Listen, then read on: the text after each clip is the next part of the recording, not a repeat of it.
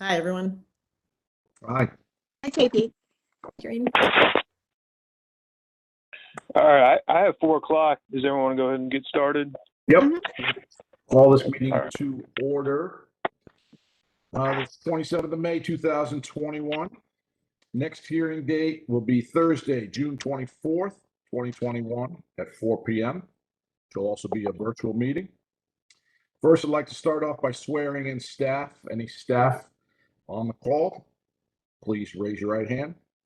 Do you swear or affirm the testimony you're about to give is the truth, the whole truth, and nothing but the truth? Yes, sir. Okay. Roll call for commissioners.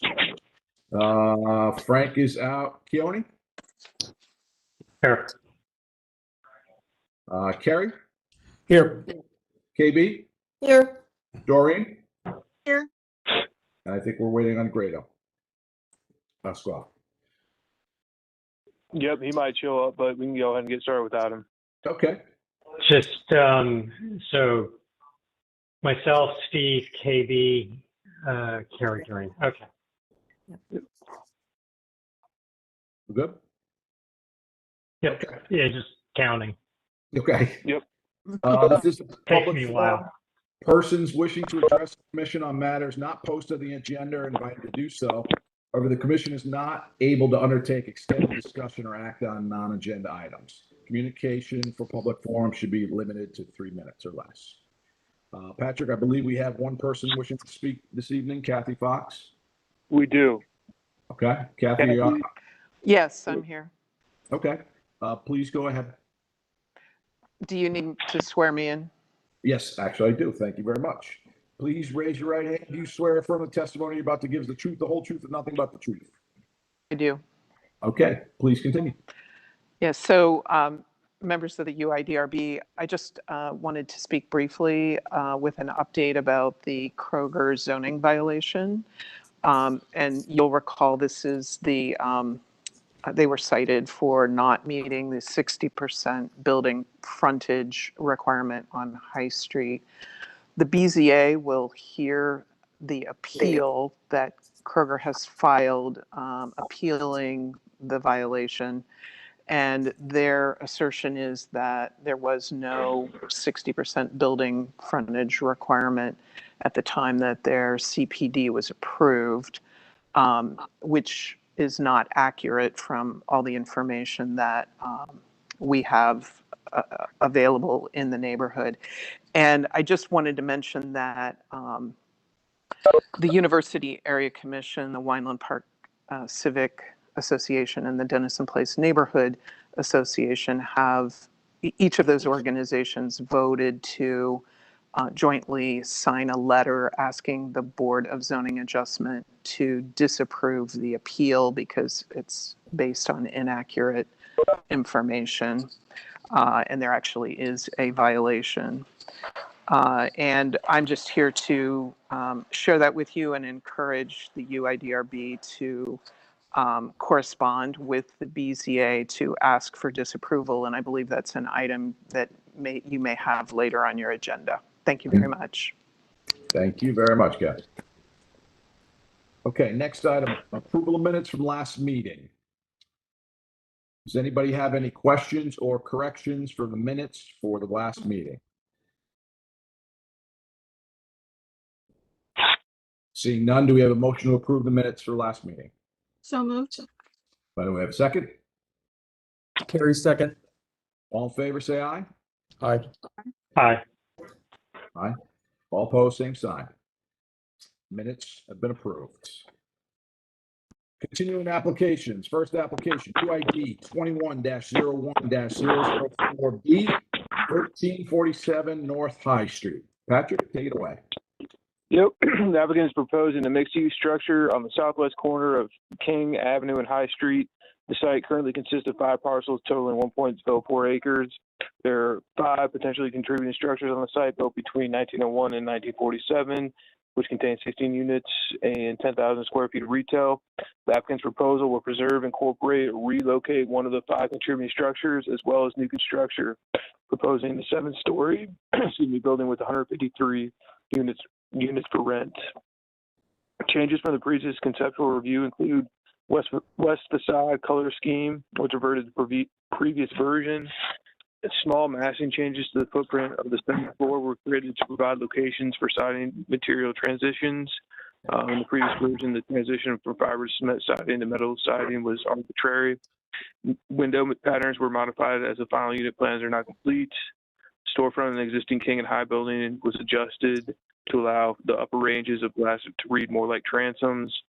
The fenestration pattern in the Verb leasing office entry, which is the space between the existing King and High building and the center of the building street on High, was reduced in the number of openings. Design refinement with the facade of the central building at the east elevation, minor adjustment there to the proportion of the upper panel and the storefront, and a reduction in visible structure. There's a minor adjustment to the massing on the west facade, but it's consistent with the design intent and clarification and articulation of the landscaping scope. The University District Plan recommends this area for regional mixed use, which supports mixed use corridors for the densest development and heights up to 72 feet. The plan also states that the design of the new construction should be compatible with nearby contributing buildings and the surrounding streetscapes, and that existing buildings that contribute to the district's diverse character be preserved. The proposal is consistent with the plan's recommendation to preserve existing buildings and contribute to the streetscape and neighborhood character. Additionally, while the proposed height is 85 feet, preservation of the streetscape, setbacks from High Street, and the high quality of design mitigate any impacts of the proposed height. Staff recommends approval. Thank you, Patrick. Whoever is going to be speaking on this case, I'm going to swear you in, and then I need you to identify yourself for the record. So if you're speaking on this case, please raise your right hand. Do you swear or affirm the testimony you're about to give is the truth, the whole truth, and nothing but the truth? I do. Thank you. And please state your name for the record. Brant Styles with Subtext Development. Okay. Go ahead. Perfect. Patrick, can I share my screen? Would you like to share yours? How do you want to do this? So Nolan is actually doing the screen sharing for me tonight. Nolan, if you want to pass it to Brant and let him go through the presentation, I'm more than happy to do that. Yeah, not a problem. I'll pass right now. All right, wonderful. The submission was fairly long. I'd like to expedite the presentation as much as possible and really use this time to address questions. So let me. Should be all yours, Brant. Okay, wonderful. Thank you.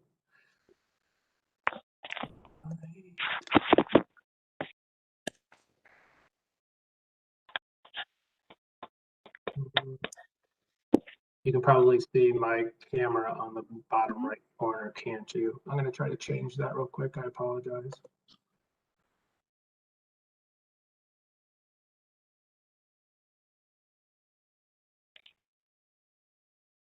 That's probably better. Can you just see the screen now? Yep. Okay, wonderful. I just wanted to thank everybody for the time this afternoon. We've been spending the last several months after the rezoning approval, working through the drawings, working through the building, and we're at a place right now where we're really proud and excited to be able to present to you guys a very detailed package and submission that we hope is can receive support, so that we continue to move past our, we're finished with our DD set of drawings, and we're going to move forward to just finalizing our construction submission set for building permit. So I wanted to go through, there are not a lot of material changes from when we proposed, or we shared everything last time, but I will go through the submission. I'm going to breeze through it quickly and really open it up for questions and clarification, because there is a significant amount of detail in here. I don't want to get into the weeds. I would just want to use this time really to address any questions. So from a context perspective, this is the King and High intersection. You can see the historic buildings that we've had several conversations about. Just an aerial of the site.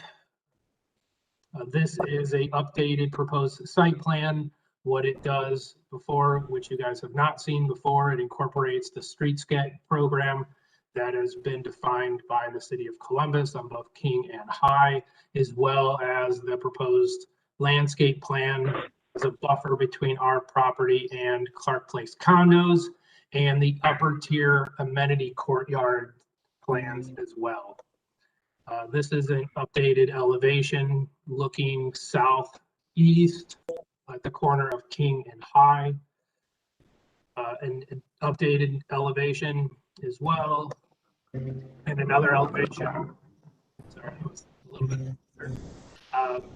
updated elevation looking from the south. From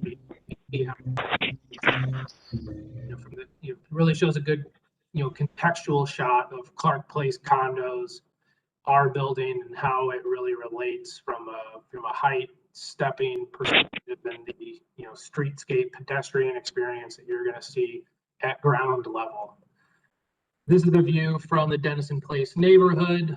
We have made some changes. We got together as a group to explore a bunch of different color schemes for the step down sections of the building, and this is the direction we feel as ownership and architects as that actually works best with our building and with the neighborhood. Here is a proposed north elevation and the existing north elevation of the corner building on the corner building at King and High. There haven't been much updates to these, as well as what it looks like on the King or on the High Street facade. These are the townhomes on King Avenue. We incorporated our civil site plan in here. I'm happy to address any comments or questions. This here is our landscape site plan that has evolved since we last submitted. Planting diagrams with all of the call-out species and calipers. Courtyard landscape conceptual images. We presented these previously. There have not been any updates to this. Some additional concept images, and then we get to the parking level. This is a partially below grade level.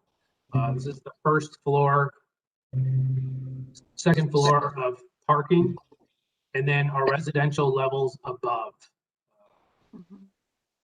with the step downs consistent with our approved zoning plan. And then our elevations that call out all of our materials. This is on the west elevation. This is the north, south, a section cut to provide you guys with details on the sections, on all the different elevations, and then a wall section diagram that defines wall assemblies, window assemblies, floor assemblies for all of the elevations, all of the different materials. The metal panel, this one is the horizontal panel, the brown metal panel. This is the section of the exterminator building. This is the section of the townhomes. This is a section of the fiber cement lap courtyard building. We provided you with photorealistic material selections and called out the specific manufacturer and product of the manufacturer, as well as colors.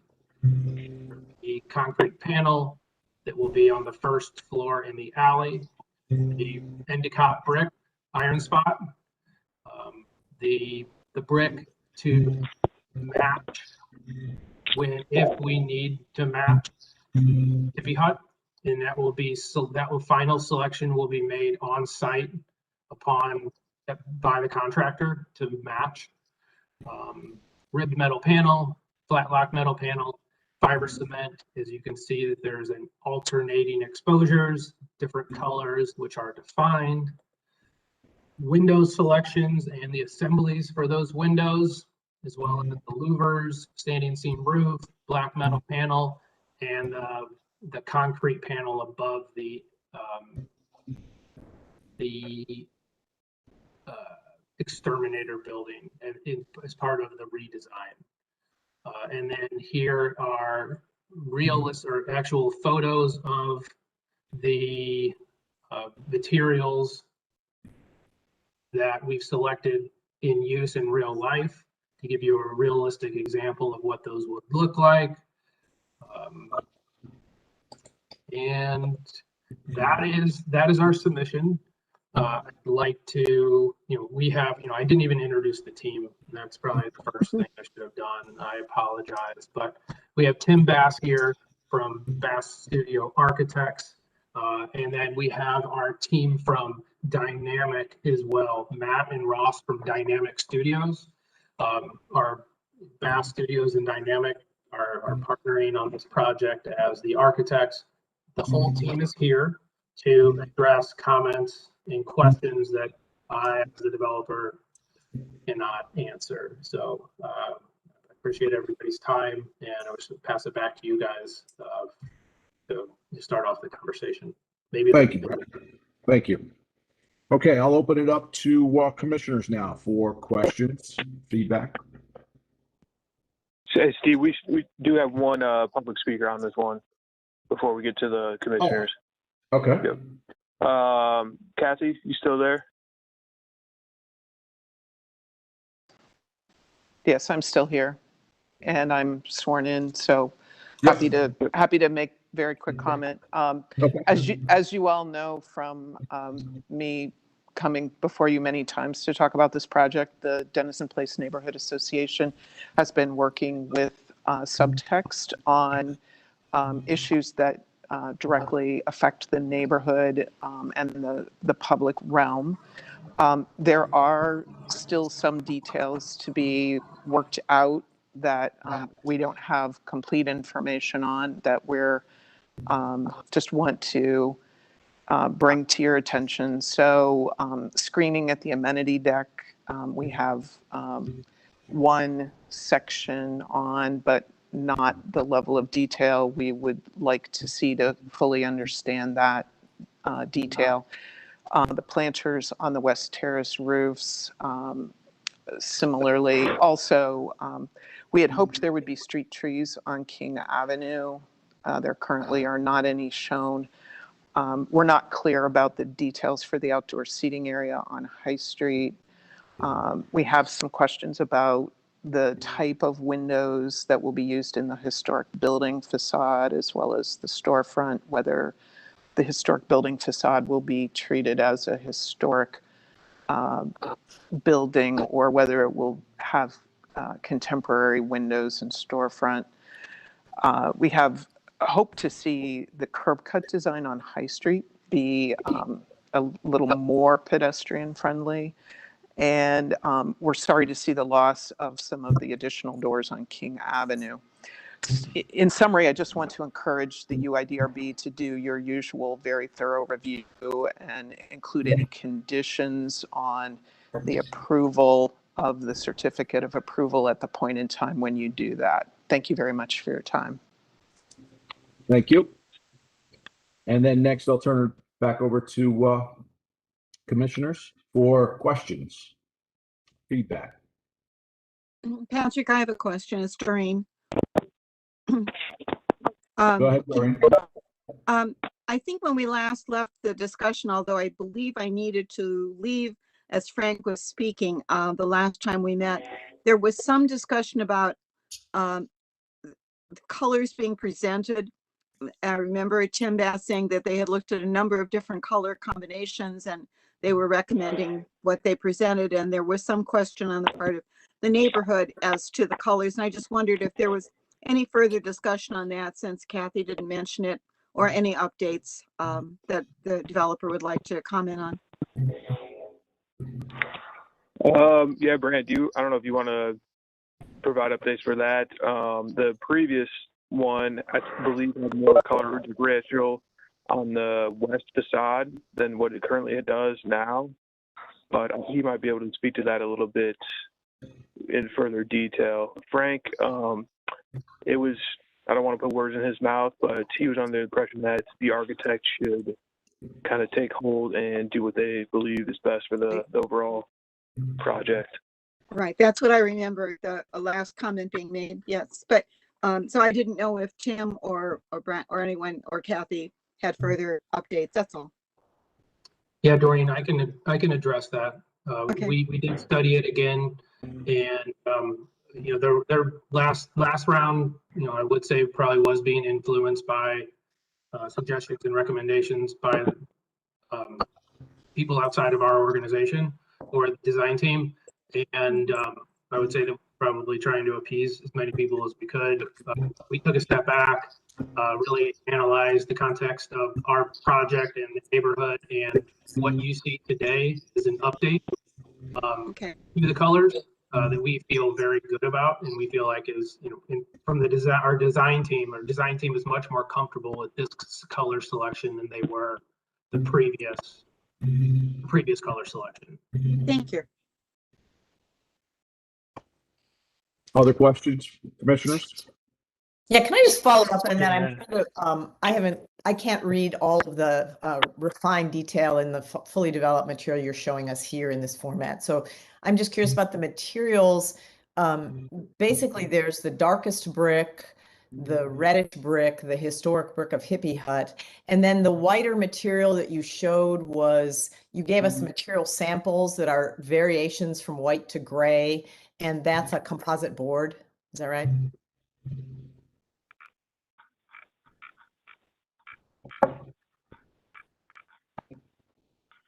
Ray, you're on mute.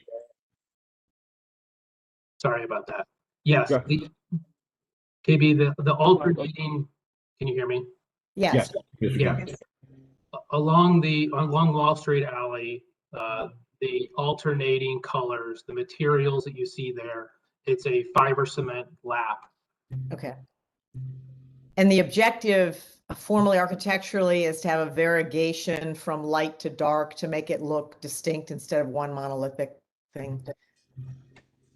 Tim Bath, address that question. Hi, Tim.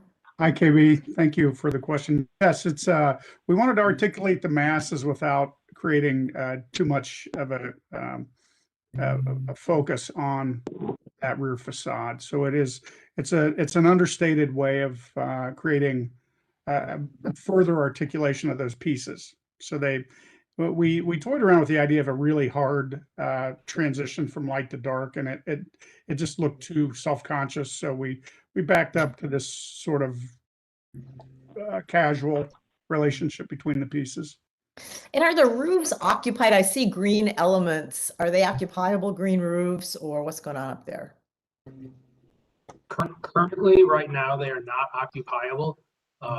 Those are planters that they'll have irrigation systems so that the plants can survive and will survive. But right now, on the top 3 floors, where you see the foliage, it is not occupiable, but the 3rd floor deck is sort of where you see that wooden barrier that is occupiable space. And what happens up there? Is that public for all, or is it semi-public for all residents in the building? Yeah, it's an outdoor amenity area for residents in the building. And then At the 3rd floor only, right? Correct. Well, there was a shift from earlier schemes, though. Brant, correct me if I'm mistaken, but the more intense uses have shifted into the courtyard and away from that south wing, and that's more of a passive seating and I don't know, ambling area. The pool is inside the courtyard, and those more active uses are inside the courtyard. Is that correct? The pool initially was up on that area, up on the 3rd floor. We've actually taken that down into the 2nd floor courtyard with a sort of a grand staircase, almost like stadium seating as well, that walks up onto that 3rd floor roof. Mhm. and it's more of a passive lounge area for our tenants. And I think if we did that, it was a nice complement to the concerns that we received from the Clark Place condo owners because of their concerns about noise and excess activity. So we wanted to bring the real activity zone down lower. And to be honest, we wanted to be close to our amenity space, which is to the east as well. As I look in plan here on North Wall Street, I think I can read that there's no occupiable space above the alley level. I was looking at the facade earlier when we were speaking about the variegated grays to white, and there's a lower edge that has crawly growies that are coming over the edge. And I'm trying to read what is actually happening on the Wall Street alley side. There's openings. Are they, what's happening along that edge? Yeah, so there will be planters there as well, KB, with more of a ivy-esque material growing out. So whether we have to use wires to help guide that down and help it grow in a certain direction, we'll do that. But the intent is to soften up that concrete wall with some foliage along the alley. Okay, so the wall is concrete, and what am I looking at as black? Those are the louvers in a blackish gray. Louvers to the parking garage. Correct. All right. Well, it's impressive to see how much maintenance you're willing to support for that landscape element, because both the rooftop and the dangly growies are going to require significant maintenance. They will. Yeah. And what were the species of trees that you have on King and High and Clark? I don't think there's any trees. Okay. Oh, I thought I heard. There are a few trees on King, and those are defined by the city as part of their streetscape plan. Okay. So we took their streetscape plan and laid it upon ours. We have a 0 lot line build for the most part along King and High. So the landscaping that you see along High Street and King is all dictated by the city's streetscape update plan. Sure. Thank you. I guess I have a general observation, and I think the line of questioning sort of supports the observation, which is while I don't see anything particular in the submission that I have a problem with, I do not, in my opinion, think the submission is complete enough to give it a certificate of appropriateness. I've been sort of clear in saying this to a number of applicants, including you guys, over the past few meetings. And the level of detail of the submission should be the equivalent of roughly a 30% construction drawing set. The kind of questions you're getting asked just sort of underscores that the set is not complete enough to be at the point that it needs to be. You got architects here, Brent, and I think they understand what's meant by that. But I think, as you noted yourself, you guys are at the end of a design development. You haven't started into construction documents yet.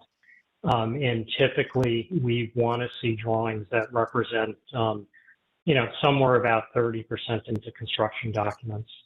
Elevations on all the sides that are not just pretty elevations, but they're the kind of elevations you would see in a CD set. Developed wall sections, you've got some, but more and more thoroughly documented, and typical representative details that show how the materials come together. And I will note, if you have any questions about this, the applicant who is coming immediately after you has a set that is sufficiently complete.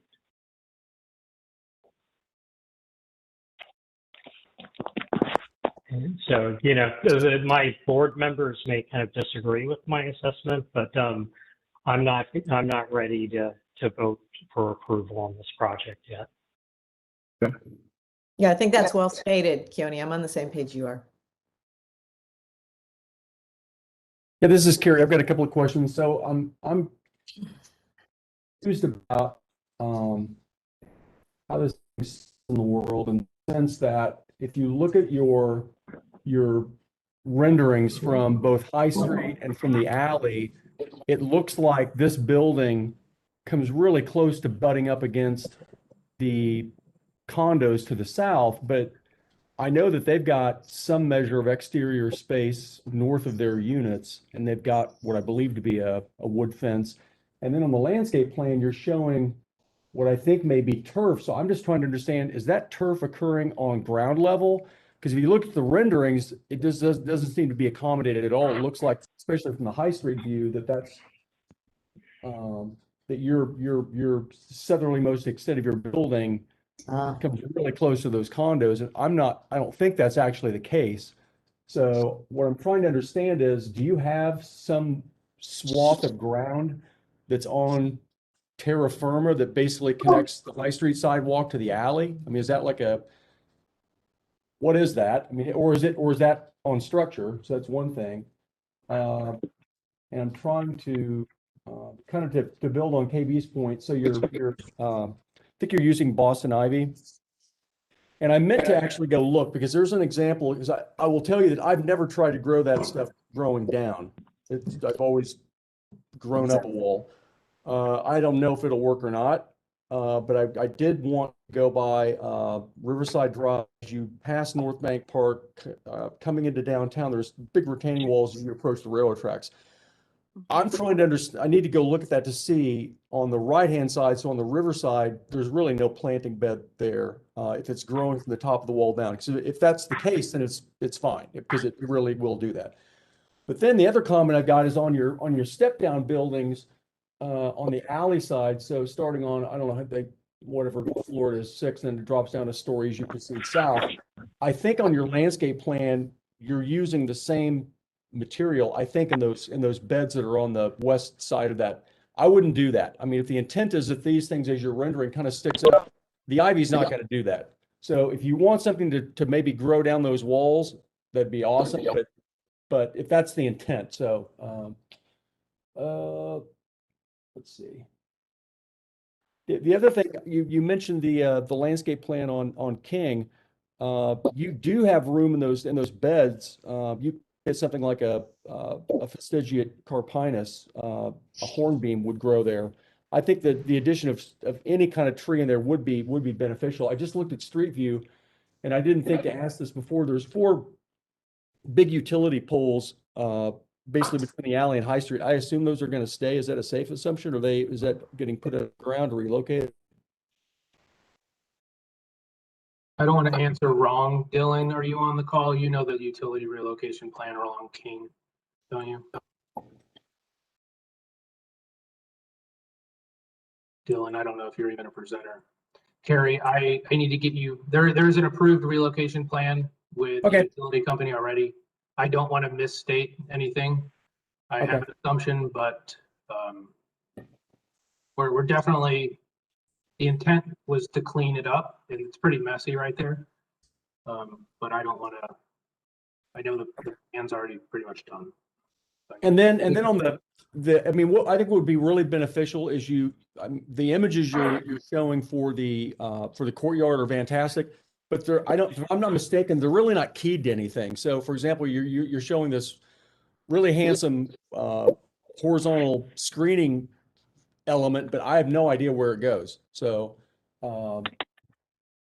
yeah, I think, I mean, again, Terry, I think that kind of underscores my point, the incompleteness of the submission. It's just, to me, like, all the right pieces are there, but the level of documentation and the ability to make connections between them is not quite where it needs to be. And it just, to be clear, to Brant and to his architectural team, this isn't meant to be punitive. It's because the certificate of approval is based on the documents you give us, and that is what we're going to hold you to. And so we, by right and by fairness to every other applicant who's ever come before this board, we can't hold you to a lesser standard. You have to have sufficient documentation of the design to show the design intent is seen from the public realm, that we have assurance that you're going to build what you've shown us and what we've approved.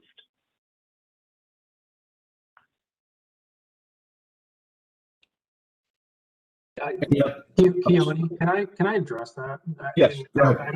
I don't think that I'm in a position to change your mind at all, but we took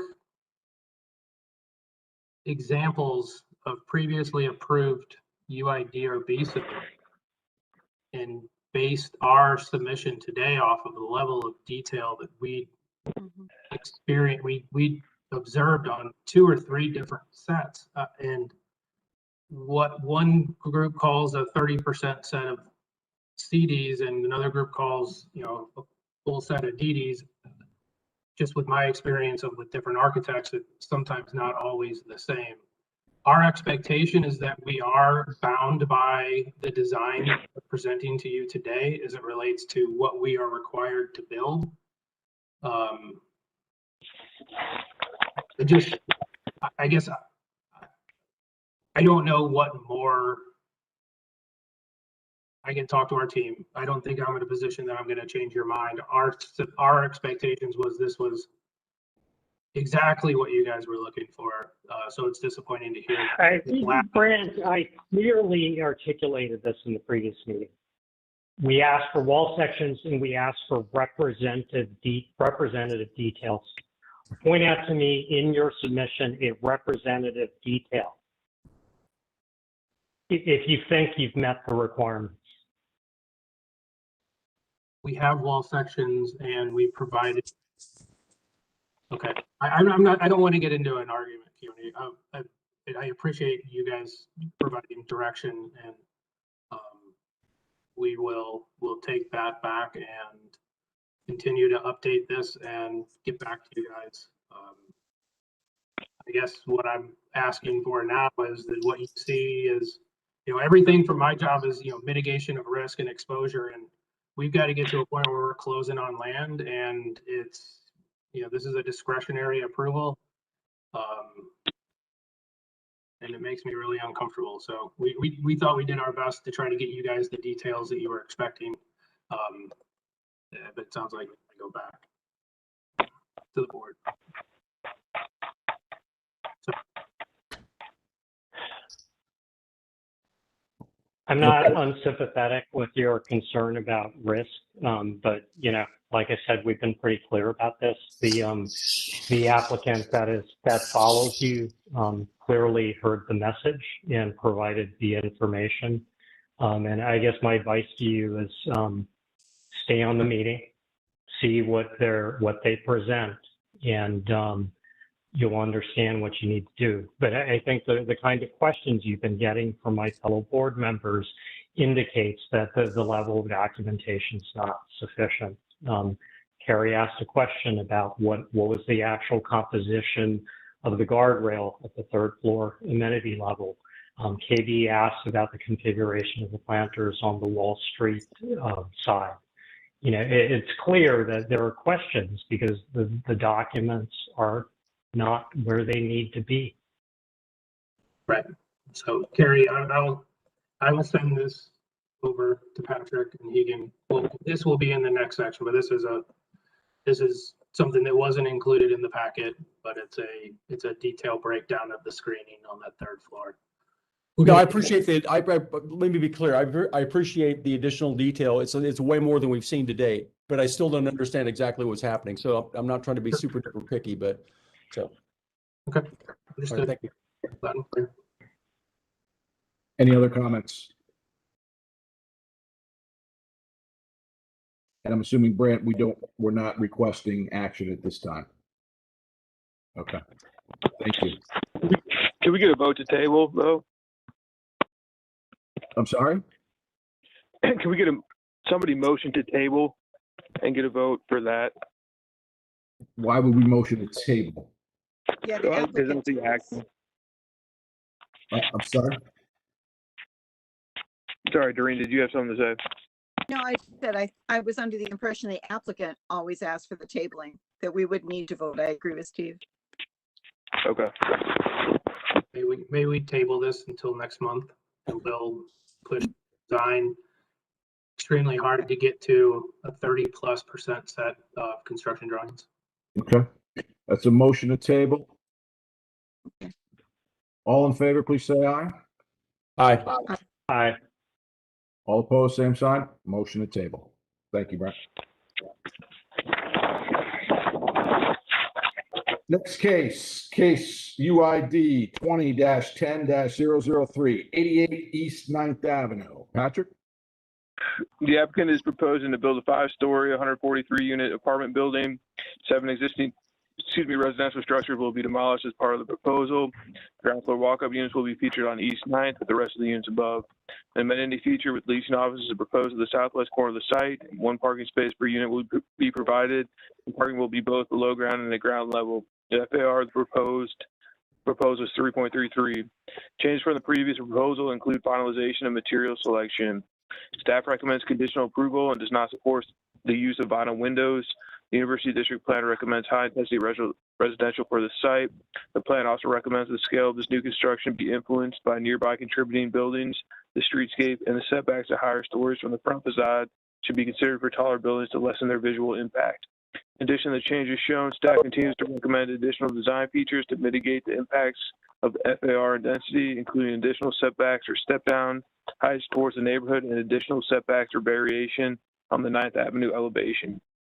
Staff consideration for the support of higher FAR is based on the inclusion of creative design and high-quality materials, such as traditional masonry throughout the project that contributes to community character. Staff recommends the board provide specific items for the applicant to address prior to returning to provide the applicant insight as it is appropriate to apply for request for action based on their current design. Staff recommends conditional approval.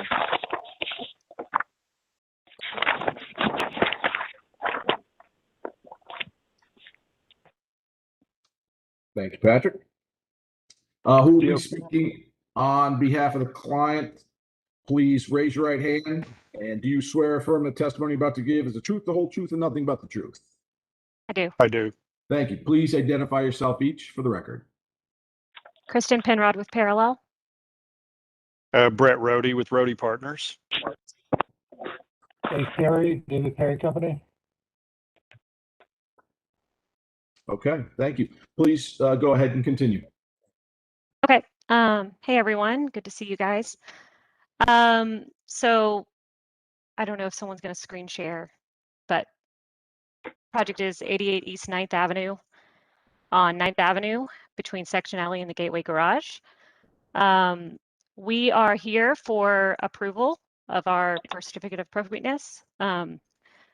We have some additional renderings since the last time we spoke, where we kind of tightened up the renderings with some of the material selections that we have specifically called out, and that way we can show exactly what we're doing on our materials as it relates to the renderings from our last conversation.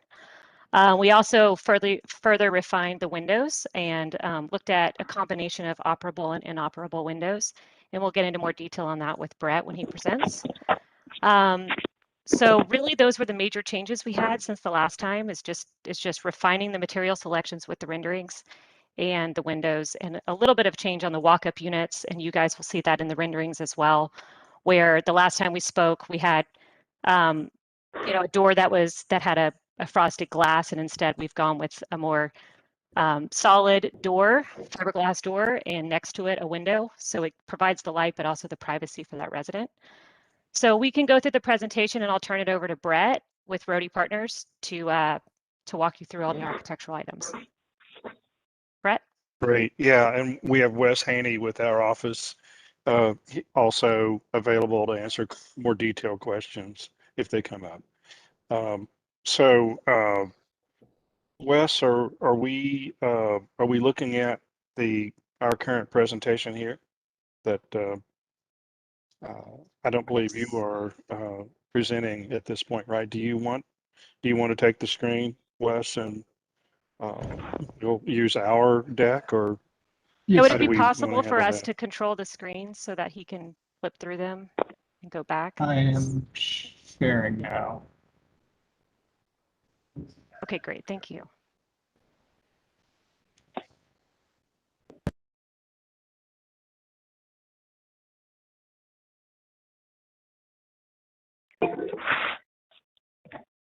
Okay. So this is us, Wes? Yeah. Okay, so you're familiar with the project, and I think we're here today to talk about detail and materials and colors. So we've submitted uh, our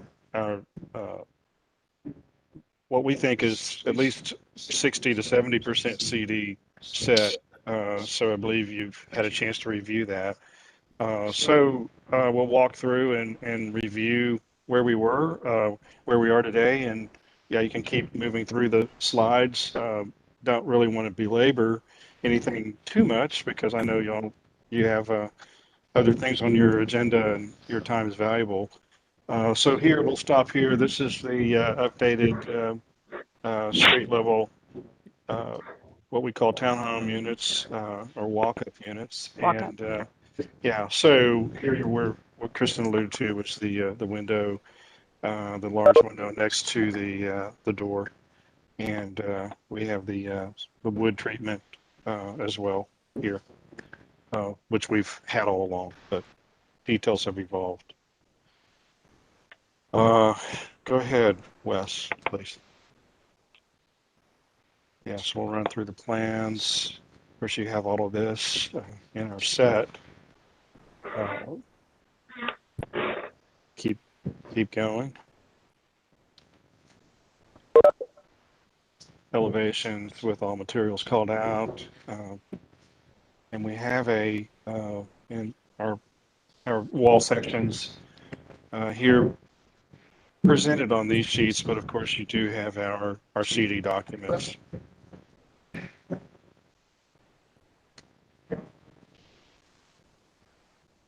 Okay, so here is the first sheet of materials. Things haven't changed much, but I think the actual manufacturers have been selected.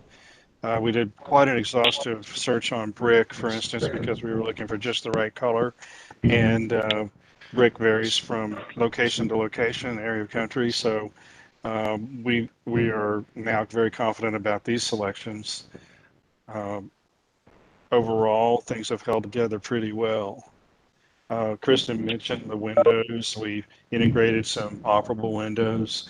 Every bedroom and every living room has either an operable window or an operable door for fresh air.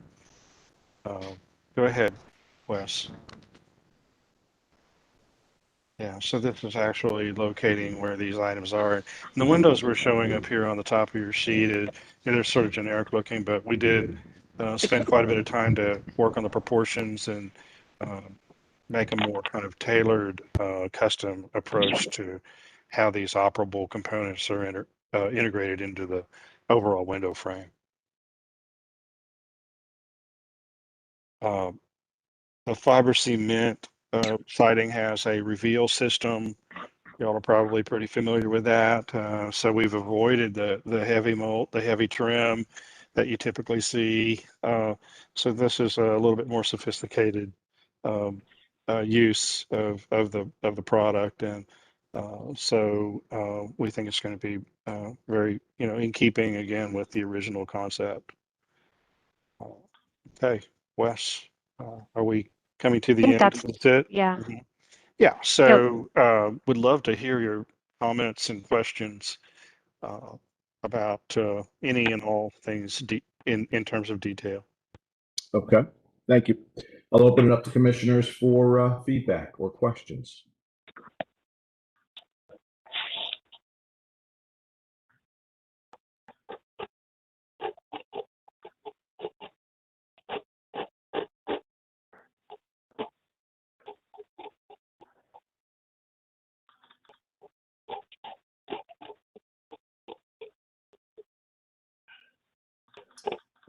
I'll just say I appreciate the clarity, the presentation, the thoroughness of the work that's gone on to come to this level of detail. I don't remember reviewing the materials on the pool area. Can you go back to the drawing of the plan that shows the location of the pool and the court? Sure.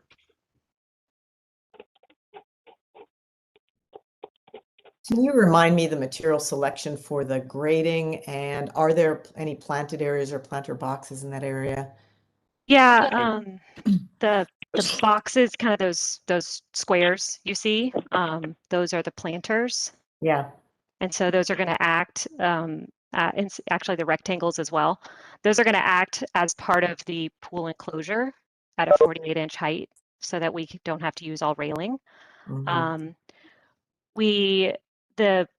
I don't know if you're asking about kind of what we're doing on the deck, but we're doing pavers on the deck, but we're also doing some synthetic turf, and also some faux wood decking in the area of the pool.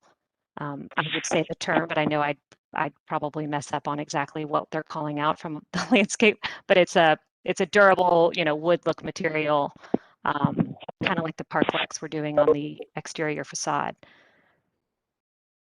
Does that help you, Kay, or do you want to? Yeah. We can go into Yeah, more and detail. I assume that material drains. How does it drain? So the paver, so like the actual synthetic turf will sit on top of the paver, and then the paver has a drain system underneath it that then goes to the drain. So it's a lot better system than like a deck coating or something like that.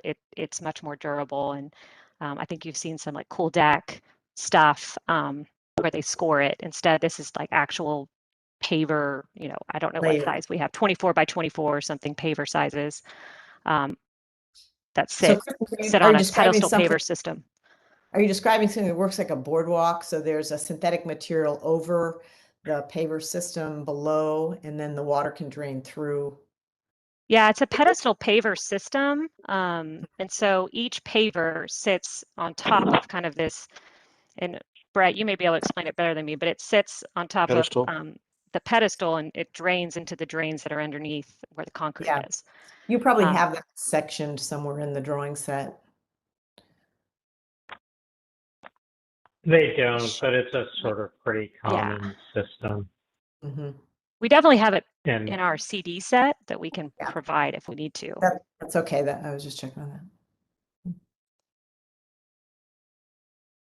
yeah, I mean, I guess basically I would echo what KB said. From my standpoint, I appreciate the completeness of the set. If you heard any of the previous applicants' discussion, I used your set as an example of what we should see. I've got really just kind of two relatively minor questions Brett, when you return the fiber cement, what are you doing at the edge?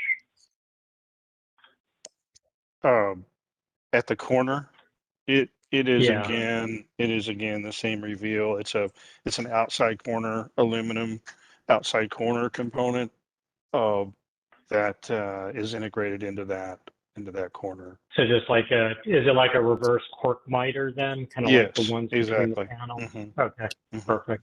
The same And then trim at system. the top, gotcha. And then at the top of the building where the asphalt shingle meets the corrugated vertical metal, well, it's not corrugated, but metal siding. What's your detail at the kind of top there? You call it out on one of the wall sections, but it's not a detail you gave us. Well, we have a coping, a metal coping that you would see on the face of the building, and then the shingle just rests on top of that coping. So it's a kind of a typical detail, but I'm not sure I'm answering your question, Keone, but I think so. it's an metal it's sort of a edge. preform L coping, L shape, that has a Yep. drip edge that extends down over over that metal, so that it keeps that metal kind of tucks in behind it, and then the shingle is just adhered to the top as your typical shingle would be. So it's a Okay. pretty clean detail. Yeah, I mean, overall, look, I think you guys put a lot of work into the project. I was a little disappointed that maybe the level finish didn't live up to some of the early renderings, but I think you've listened to us. I appreciate the fact you've added operable windows to the project. I think it's going to make it better units. We're having nice days in Columbus right now. You definitely want to be able to open a window. I think the level completeness you've shown us is what we are looking for. I'm good with it. Okay. Other comments or questions? I just have a question. This is Kerry. So I'm looking at the elevations. Which windows are operable? They would be the small on the windows. They were the horizontal. Okay, so they're like a tilt out then. Yes, they are essentially they're a hopper. Essentially a hopper window. No, I don't. Well, they slide Oh, up. I'm sorry. That's right. We No. went. They're actually single hung. I'm Yeah, sorry. Isn't that yeah. right, Kristen? They're single hung, but they have a limiter on them because we want to make sure we don't have openings that would allow. Yeah, all the child ones with pet. the horizontal member in them, they're the ones that open and they just go up and down, just like your typical window that you see. Okay. We will have limiters because we have to, but it'll at least give us the air. And so that's why we've put a lot of emphasis on one in the bedrooms and one in the living rooms at a minimum to provide that. But then it also provides fixed windows to just give that kind of differentiating look to the project. So they don't all have mullions in the middle. Okay. Thank you. Any other comments or questions? Yes, I have a question, Steve. It's Doreen, and it's not about the development per se, but I'm circling back earlier question that I think I had with Dave Perry, so maybe he can answer it. And it had to do with the site where the houses will be demolished, if arrangements were made for Habitat for Humanity to be able to acquire any useful or recyclable materials. Thank you, Dave, Doreen. go ahead. Yeah, thank you, Doreen. Kristen and I've talked about that, and Kristen is planning to engage that. It'll still be a while before the houses are raised. We have walked all the houses and we're going to salvage everything we can. Some of the houses are in fairly poor shape. Right. We were kind of surprised I guess we were kind of surprised when we walked in, but any of the appliances and everything left over, we're able to donate. We're going to donate. There's not a whole lot other than that we really can, because we've got to abate apparently a decent amount of duct work in the house. Yeah, I just didn't know if there was woodwork or mantles or recycle doors, things like that are useful. I'm just wanted to circle back and ask. That's all. No, 100%. And it's actually part of what we have a NGBS certification that we go through on every project. It's a National Green Building Standard. We get extra points for that. So the interests are aligned. Okay. Any other final comments or questions?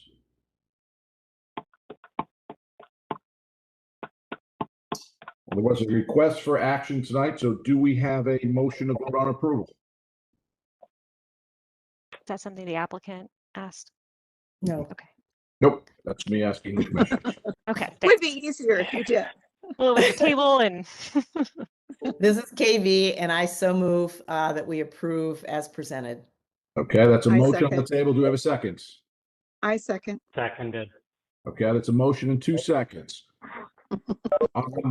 On the motion for approval, all in favor, say aye. Aye. Doreen. All opposed, same sign. Motion is approved. Thank you very much. Thank you, guys. Next case.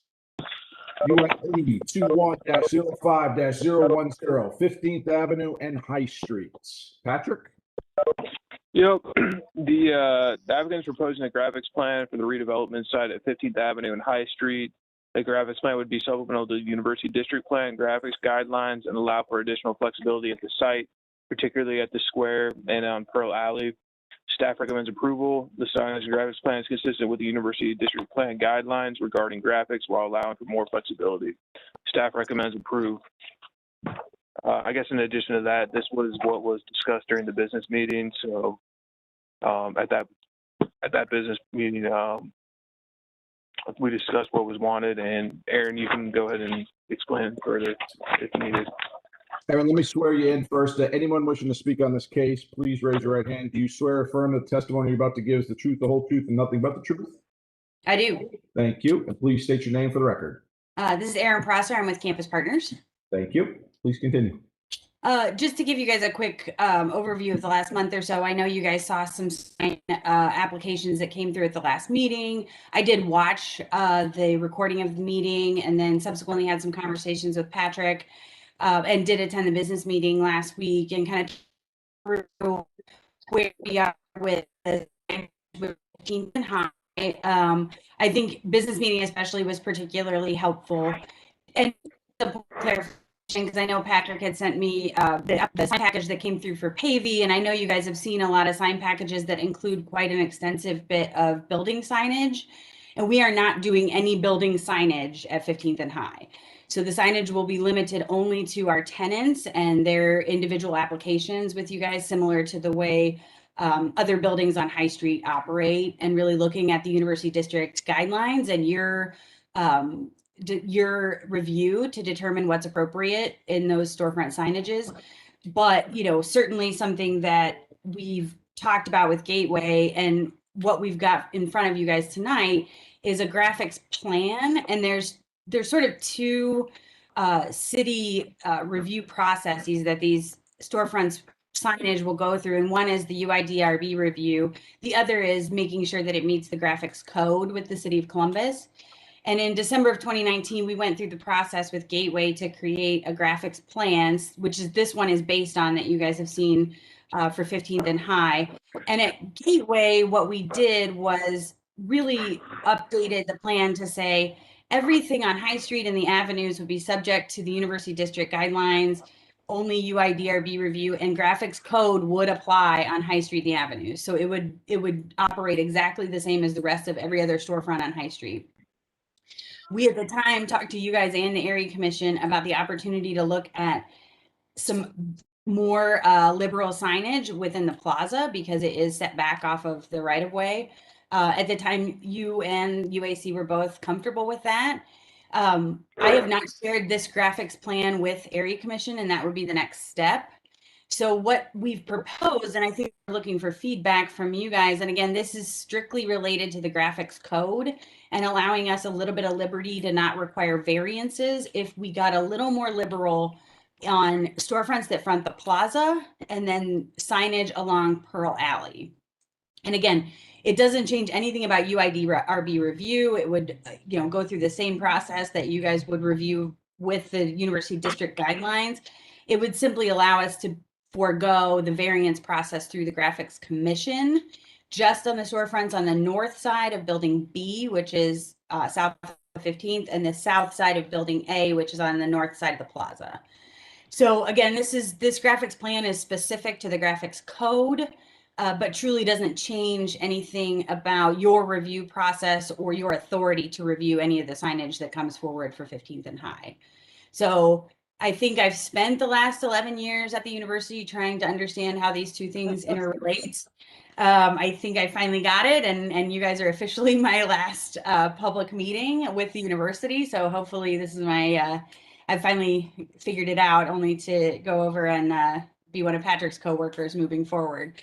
So I'm happy to answer any questions. I'll also lean on Patrick and, you know, see if we can clarify any questions you guys have about this graphics plan. Okay, thank you. Do we have any questions from? I'm sorry, did someone say something? Do we have any questions from commissioners?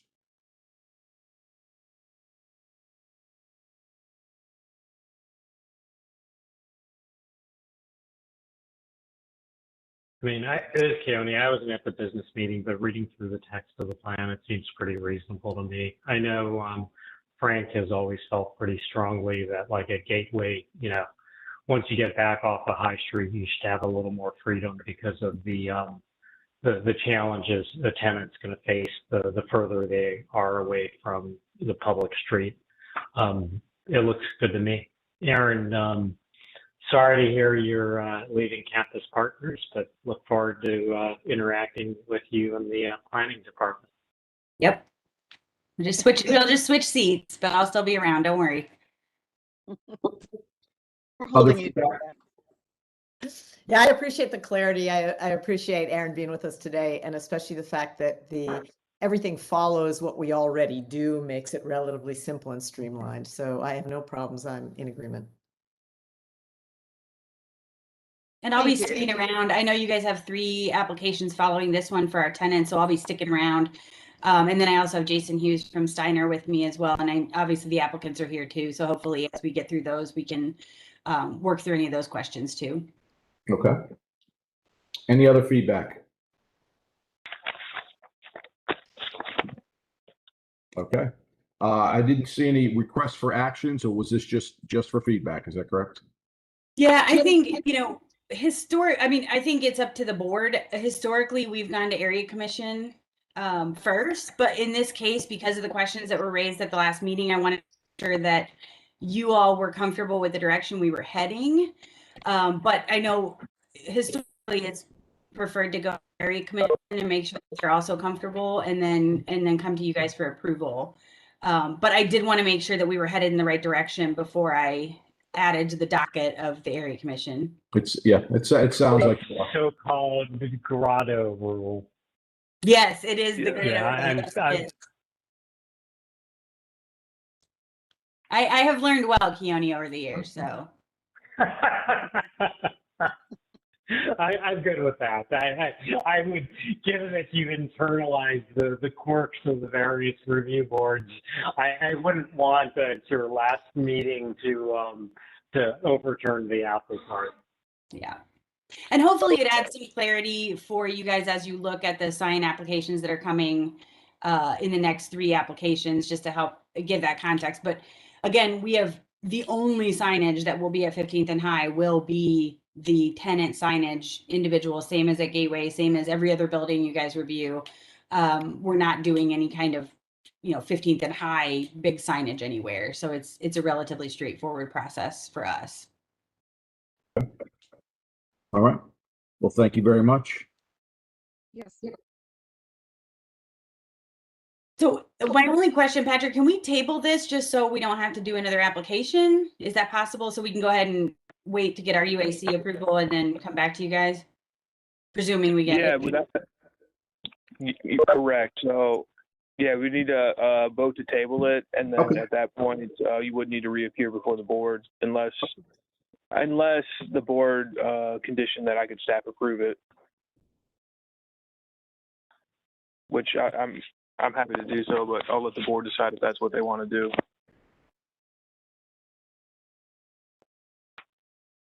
Condition on UAC approval? Correct.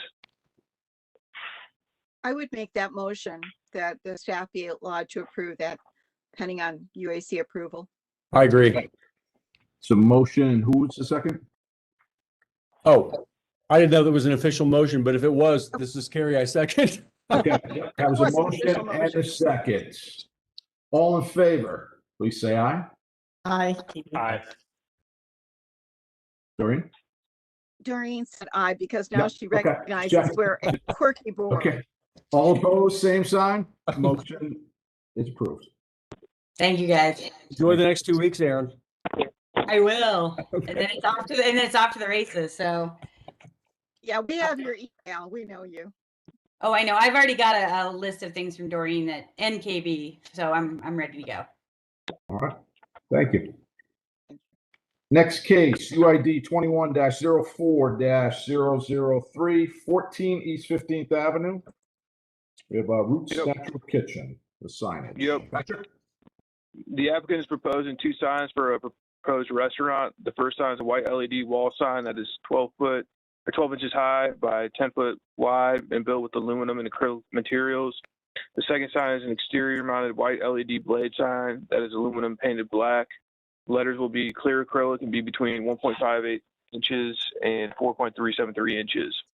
Staff recommends conditional approval. The University District Plan recommends that signage be designed to be logical and complementary. Staff uses the signs as logical and complementary. Additionally, staff recommends the attachment be covered with escutcheon plates for maintenance purposes. Staff recommends approve with conditions, and the conditions being cover the bolt with escutcheon plates.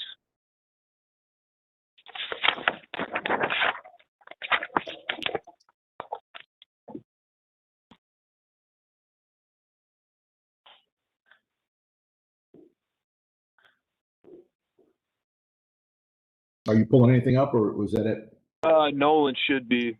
Okay. You got it, Nolan? There we go. Yeah. We saw this last month too. but we didn't go for approval. So Okay. And who will be speaking on this case? Caverly, let me see, Caverly Allett? or maybe yes, or Parker. Parker, are you part of this as well?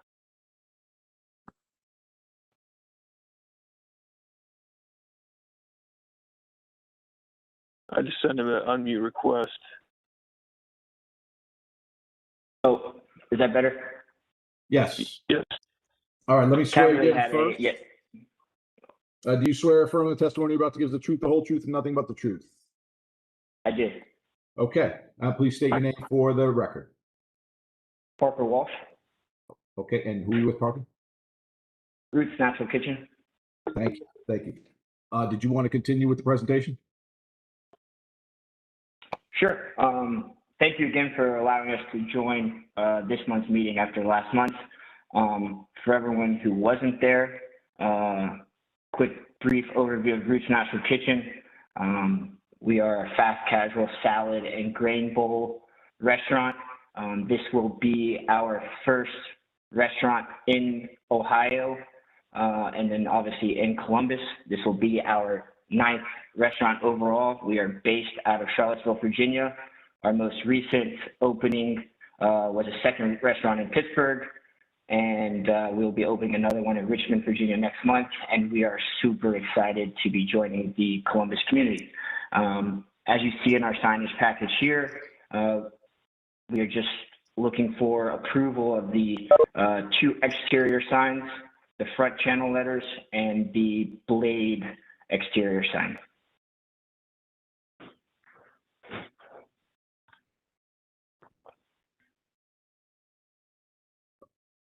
Okay. All right. Thank you. Questions, comments from commissioners? The channel mounted letters on the transom, those are fed individually, or is there a raceway connecting them? If you look, there's a raceway connecting them actually, yes.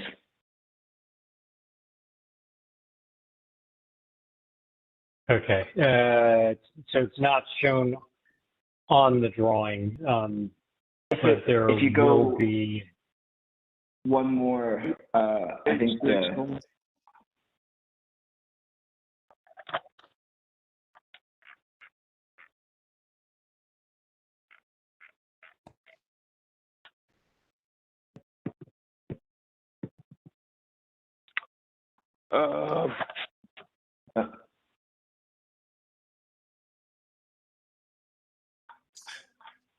right there, yeah.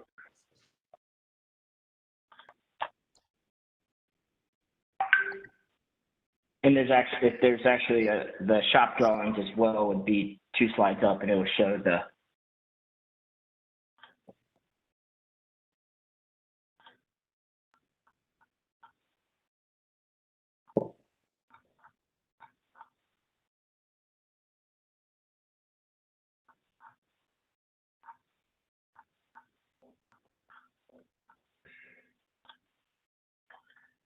I mean, I guess, well, no, I mean, I think, so I guess my observation is neither the rendering nor the shop drawing shows the presence of the raceway. I get that you need one because Erin probably doesn't want 24 holes in her nice new building, even if she is leaving the university in 2 weeks. I'm gonna let it slide, but I guess I would just, as a reminder to applicants, you need to make sure the your application is complete and accurate.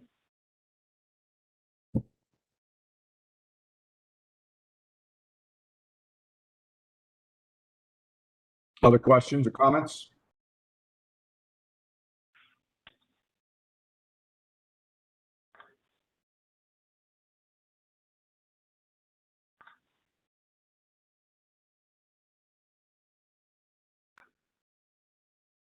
Hearing none, do we have a motion for voting on approval? Yeah, I move to approve the application with the following conditions. At the blade sign, the fasteners be covered with an escutcheon plate so as not to be visible. Patrick, remind me, did you have any other conditions? That was the only condition that I had recommended. Okay. Okay, I'm good with that one. Good eye. All right. Yeah, that's the motion. Do we have a second? And I second KB. That's a motion and second. All in favor, say aye. Aye. Aye. Aye. All opposed, same sign. Motion is approved. Thank you. Thank you. Yep. Next case, UID 21-04-004, 14 East 15th Ave, Lemon Shark.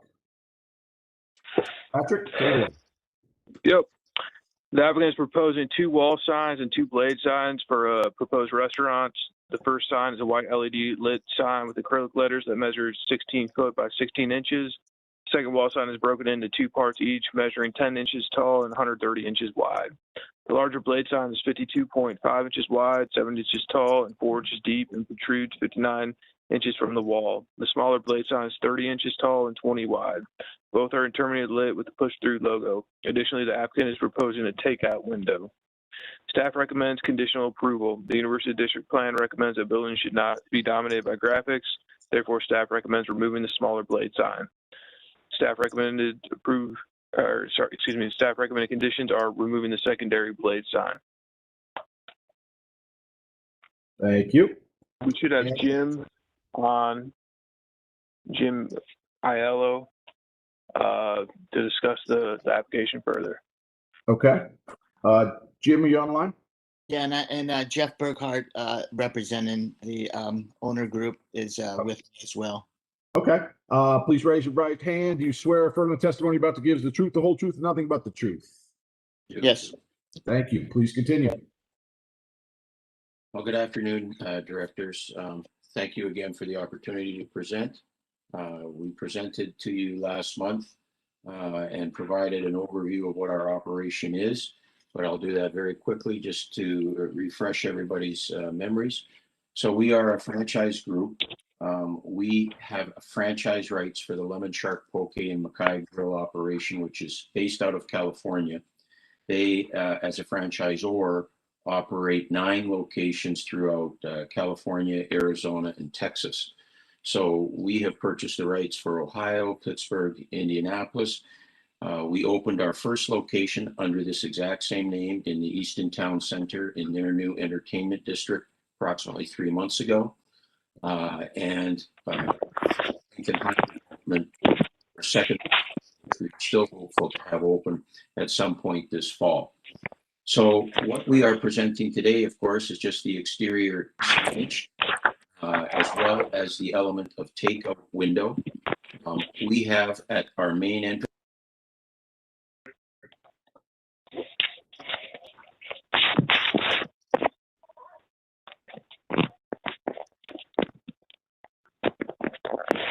We may have lost him there.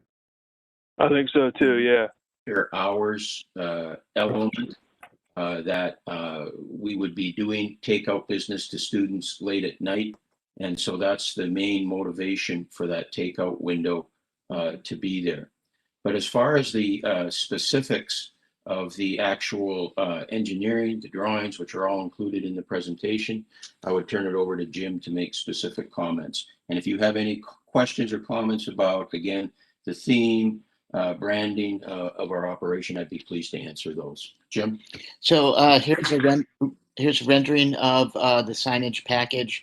I'll tell you that on recommendation from Lufton Roush, the building architects, we have relocated the small blade sign on the south facade. So it's actually, I do have a drawing of the elevation, but the signage is moved to the first column on the left, so it doesn't interfere with the existing wall sconces on the building. So we have positioned the south elevation sign within the transom space, and then also on the east elevation, we're not attaching to any of the granite of the building. We are simply going in between the two window units, and where the signs are, there's not vision panels in the glass right now, so really not obstructing any of the view of the natural light into the restaurant. So I've included the shop drawings of the signage here, and also if you want to concentrate on that first before we discuss the takeout window, I guess I'll leave it up to your discretion. Why don't you go ahead through your presentation and then we can come back with questions. Okay, if we scroll down to the last slide, or two more slides, I should say.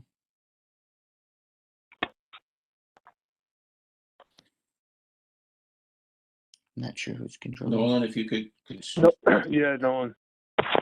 Okay, or this slide here shows the relocation of the south facade blade sign. So you can see it doesn't interfere with the wall sconces. And if we go to the next slide.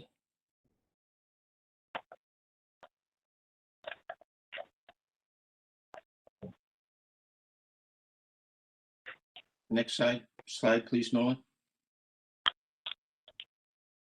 Here's an enlarged portion of the rendering showing the reworking of the entrance storefront system and showing the takeout window. So basically we were going to slide the existing doors. Right now the door unit has about a 19-inch side light on each side. So the intent would be to slide the door system to the south and then incorporate the sliding window to the north side of that. The next slide shows the shop drawing for the proposed takeout window and reworking of the storefront section. It is drawn from the storefront company that did the building shell, just to stick within the uniformity of design and construction materials. If you go to the next slide, Nolan, we can grab the shop drawing for that window. Page 7, yeah. Yep, there we go.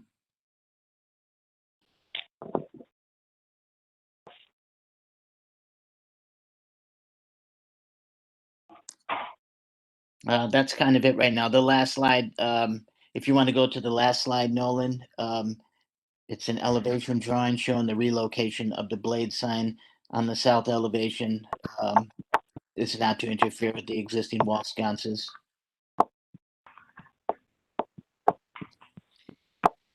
That's it. I'll open it up to questions. Okay, thank you. Yeah. I'll open it up. Commissioners, questions, feedback? No comment.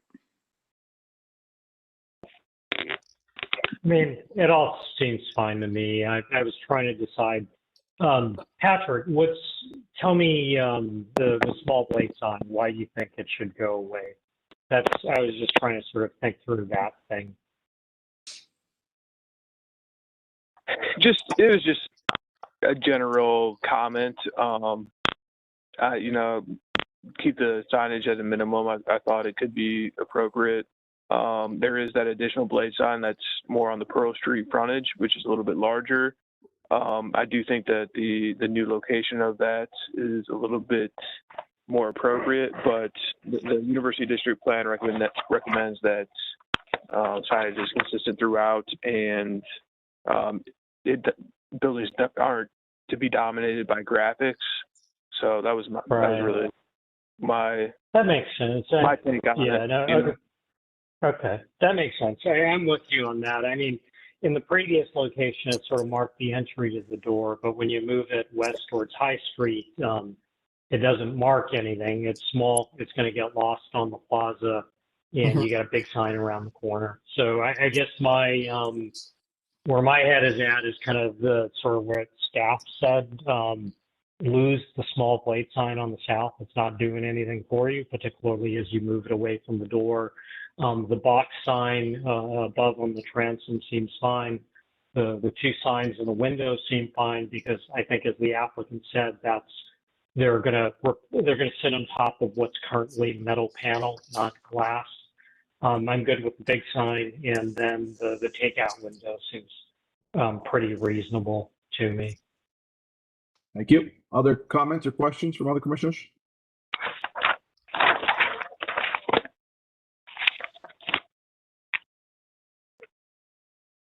It's Jeff Burkhardt again. Obviously, I'm not a commissioner, but if I could just add a comment relative to the statements just made. Our motivation for that smaller blade sign on the south elevation, if you look at the overall building and plaza plan and look at the pedestrian flow through that area, there's going to be significant foot traffic through the plaza as it comes from 15th Avenue and wants to get to High Street and onto the campus property proper.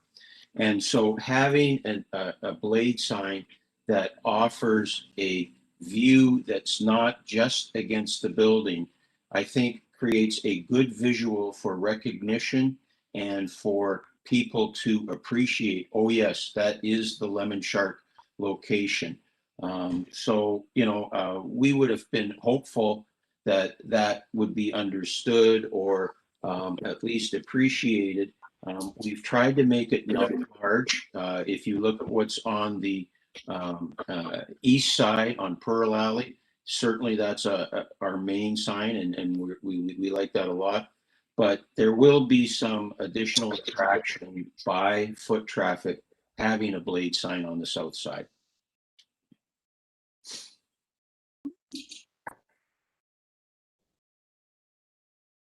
This is KB. I appreciate that argument because I understand that by being able to see into the space from High Street. My question, though, is by moving it to the corner, one loses the relationship that Keone noted initially, which is that it's in this graphic, it's near the door. So if it's drawing you to the door of the building, I think it has more logic than pulling it all the way to the edge. Mhm. Well, we certainly would be pleased with leaving it at the door as well, to your Yeah, discretion. and I'm not sure if an option would be to interrupt the design intent of the facade here by maybe removing that wall sconce and replacing it with the blade sign. I don't know if that's an option that we can entertain. I mean, we would like to keep it, but I don't know if that's an option. Are there wall sconces on each of the columns on the There's glaze? wall sconces on the inner 4 columns, not the 2 on the end. And just quickly, sorry to interrupt. This is Erin again. I think Campus Partners, if that's UIDRB's preference, Campus Partners can get comfortable with that. Get comfortable with removing the wall sconce or? With the location by the door, yeah. Okay. And so then there would be 3 wall sconces and a shark instead of 4 wall sconces. Yes. Yeah. I like 3 wall sconces. I'm not sure I'm comfortable with that. We can add another shark to make it symmetric. KB, are you good with 3 wall sconces and a shark? Yep. I'm on board with that. I'm not at all. Any other comments? We have a motion for approval. Okay, so I move that we approve this signage package with the smaller shark indicating the door on the south facade so that there will be 3 lighted sconces and 1 shark. Do we have a second? Second. That's a Seconded. motion and a second. All in favor, say aye. Aye. Aye. Aye. All opposed? Opposed, Doreen. Thank you. Motion is passed. Thank you. Thank you. Thank you very much for your considerations and time, and look forward to serving you in the new space this fall. Thank you. Thank you. Next up, we have new applications. UID 21-05-004, 21 East 16th Street, Bubbles Tea Company. Patrick? Yep. This is the northeast corner of that same building. So the applicant is proposing to install wall and blade signs along with the window graphics on both the north and east elevations. The wall signage has white LED illuminated form channel letters and logos with 4-inch deep fabricated letters and will be fastened to the wall using studs and nut fasteners. The blade signs are 36 inches in diameter and have letters up to 9 inches. The window graphics will be digitally printed on perforated vinyl and will be applied to the bottom 42 inches of the surface. Staff recommends conditional approval. The University District Plan recommends signage be designed to be logical and complementary.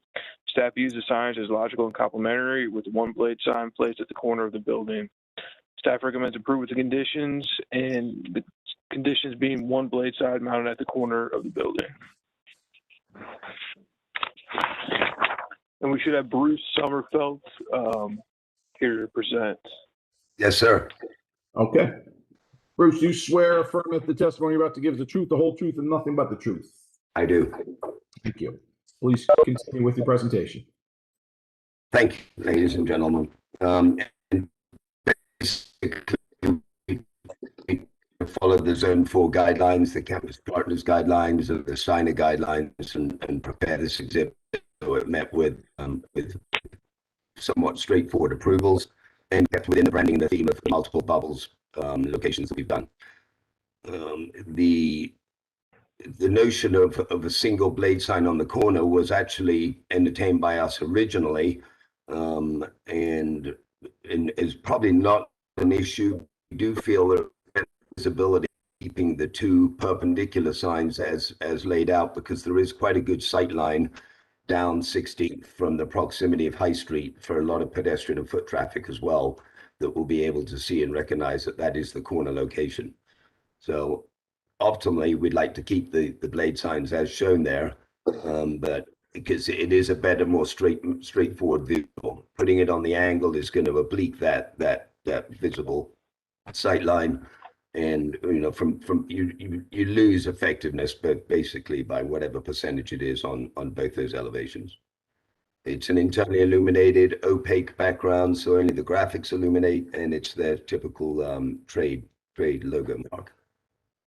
Then there's two transom mounted signs, which are very deluxe. The Bubbles Tea and Juice Company are dimensional LED illuminated letters, and the Bubbles logo is dimensionally illuminated LED letters. And the tagline is routed and backed up with an acrylic through an opaque face. And then the actual bubble graphics are dimensional and pushed through to allow for some face and halo glow. And as stated in the guidelines for Zone 4, it's not to be mounted on the masonry, but onto the location of where we show it there. And then there's some simple banding window graphics along the bottom that encompass their space based on the east and the north elevations. That's it in a nutshell. Do those have any functional purpose? The window graphics? Yeah. I don't think. Well, maybe. I think there's some elements behind that they're trying to disguise, and I'm not privy to that. That's really not in our scope, those window graphics, but they wanted to put them on there so they could be part of this discussion. But I think there's some counter or something behind there that this helps to conceal. Okay, that's reason. I mean, so that's kind of where I'm at it. So first of all, I guess, well, before I interrupt you, is there more you would like to say? No, hopefully this is fairly straightforward and tries to align with your guideline. I mean, so I guess I hear you on the blade sign. Personally, I'm okay with it. It's, it's sort of corner spot, the doors on the one end. I get the arguments about traffic coming from the two sides, and given that, your client occupies a corner spot with doors on the corner, I feel like the paired blade signs are appropriate. So I don't have problems with that. I start to get more on the fence on the other stuff. While I get the configuration of the illuminated sign, because of the nature of the design, I don't particularly love the fact that it drops and obscures the glass. If you saw the previous applicant, Lemon Shark, they did a nice job of lining their signs up with the metal panel, so that it didn't obscure the glass, and so that there was a consistent horizontal line that was maintained across the building. So as it currently is configured, I'm probably not in favor of your illuminated signs. I know why there's the size they are with the logo and all that, but I guess I would suggest rethinking that. And the window graphics don't make a whole lot of sense to me at the moment, unless they're, you know, concealing like the back side of a stand-up counter or something, at which point I'd be more inclined to them, but I'd like to see, you know, something that sort of indeed explains that that's what's going on. Right. Yeah. So, I mean, so I'm clear. I thought we were required to locate these signs on that transom where they are located. We couldn't go any higher. We can't. I mean, the metal banding that I see, it's maybe 10 inches in vertical height, which doesn't give us a whole lot of room to mount a sign on. Yeah, I mean, I don't think Zone 4 allows for signage on that, the stone masonry, right? Right. And Bruce, when you refer to Zone 4, I think you're referring to the landlord requirements. So just to bring the board up to speed, you know, we do have, that is limestone, so we are not allowing signs to be applied into the limestone. As we all know, over time, there would be a lot of different signs, a lot of different, you know, drilling into that limestone. And so that's why we centered over into the window space. Now, it is a very narrow band at the top. And we didn't feel like it was conducive enough for signage in that size. And this being the back, you know, kind of corner of 16th and Pearl, we felt like this was a good solution for the signage for Bubbles. Just clarification for you guys. Thank you, Aaron. I don't have a problem with the location of that. I agree with the argument that it's preferable in the window zone rather than on the limestone. And I think the fact that it's closer to eye level is better. So I prefer that location. I want to go back to the blade sign, and I wouldn't get in the way if this is the choice that the company and my co-board members prefer. But there is a precedent just up High Street at Donato's where the solution of putting the blade sign on the corner not only served the formal solution to that problem, it works extremely well, drawing attention from both sides, and you'd save yourself half the amount of money. Mm-hmm. Well, it does. It obliques that angle. You lose a percentage of functionality on that. Certainly with a circular sign. I know you say that, but in experience, I think if you go look at the Donato sign, you'd find out how effective it actually is. And so when you get a slightly oblique circle that becomes an oval, it's still extremely legible. So, you know, I'm not going to argue with the physics perception. I'm only saying that's a way you could save some money and I think do something that's very handsome and effective and follows a precedence already in the neighborhood. Well, then with that, honestly, KB,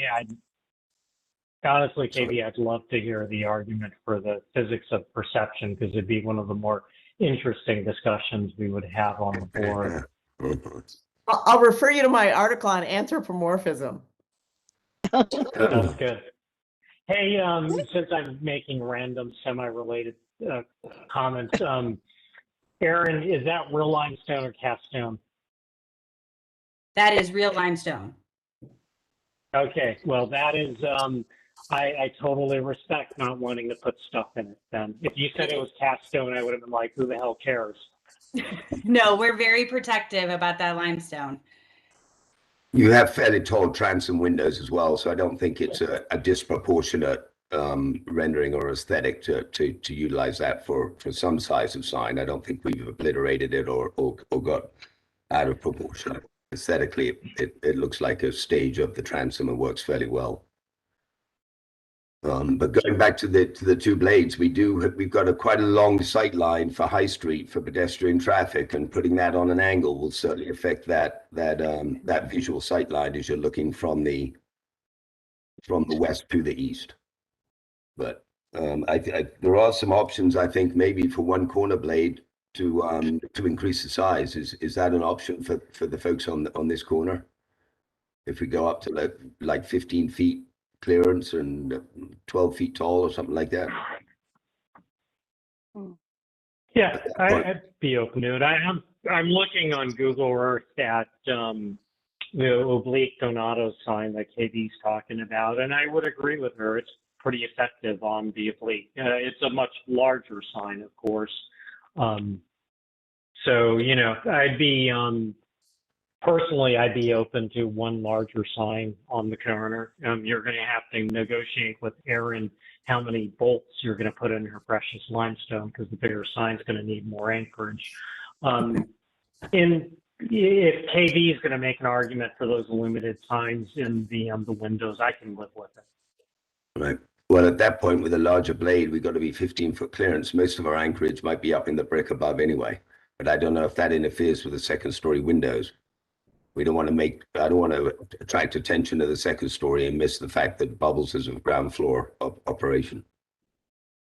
So, I don't think you would have to do that. I would support a larger bubble and on the angle. And I really appreciate what you're saying. You've got to draw the eye all the way down from High Street. So I think a little bit of study about how big that element should actually do that is quite appropriate for this. And I would support something that, just like you're showing us a graphic right now. And I find myself, you know, when I thought about moving on the diagonal, it's partly because of the graphic you showed us, because the duality of those two similar things that we're actually seeing oblique gives a funny reading of like two no, I agree. Right, and it might be that we can coordinate a baffle on that to create more of a 90-degree, but keep it on the angle. Yeah. No, I agree. Certainly. And just to be clear, KB, I think what you're suggesting is to argue for the effectiveness of the sign. The view should be taken down the street, if I'm kind of reading between the words. Thank you. That's exactly what I was trying to get to, that to be able to argue for the size you want, show the view from High Street, you know, show them along the length of the building and show it as it would then be presented. And I think you'd not only get support for the larger sign, but for mounting that you want and so on, because I think that would be much more attractive and effective. Yeah. It was very hard to do until that fence came down. The construction fence came down at the last minute. I've been there multiple times and it's like, come on. And then there's a bunch of guys eating lunch there and having their break. So, but point well taken, and we can certainly do that and show an exhibit. And then I can also try and back up and get some qualifications as to the purpose of the window signs. Any other comments? So it does not look like there'll be any action tonight. Is there any other questions for anyone? My only comment, Steve, but it's sort of been covered as with the previous applicant as well. If people are making arguments about circulation and broader considerations, then you really ought to have a plan or something that speaks to that, because we're you know, I mean, we've got the benefit, at least I do. I've got a desktop next to mine. I've got the benefit of Google Maps, but I think it'd be a lot more persuasive if you incorporated that into your presentation. So, good point. So we stay on automatically for next month's hearing. We just try and get some documentation to back this up in front of you. Bruce, if you can get it to me within a week, then you can stay on. If not, we'll have to push it to the next. We'll get it to you within a week. Okay. Thank you. Thank you for your time. Thank you, ladies. Thank you very much. Next case, UID 21-05-002, 2157 to 59 Tuller Street. Yep. The applicant's proposing the addition of 2 dormers, one on each side of the elevation, provide egress to the existing third floor space. New windows will also replace the existing dormer windows. Each window will be replaced with Alliance Window Systems Wingate windows, which were previously approved for the site. The new dormer siding will match the existing in style and color. Staff recommends approval. The University District Plan recommends that distinguished architectural elements of the original contributing building should influence design and articulation of additions. The proposed addition is in line with the existing structure and is therefore supported by planning. Staff recommends approval. We should have Thaddeus Jones on for this application. Mr. Jones, you on? I am. Okay. Yes. Do you swear or affirm that the testimony about to give the truth, the whole truth, and nothing but the truth? Yes, sir. I do. Thank you. Please continue with your presentation. Okay, so yeah, this seems rather insignificant compared to the previous agenda items that we had tonight. So, but as Patrick stated, looking to get approval for roof or dormer additions to each side of the elevation of a duplex The purpose of the dormer is to gain required egress for the third floor living space, which can't be acquired by way of the front dormers without some complicated interior alterations.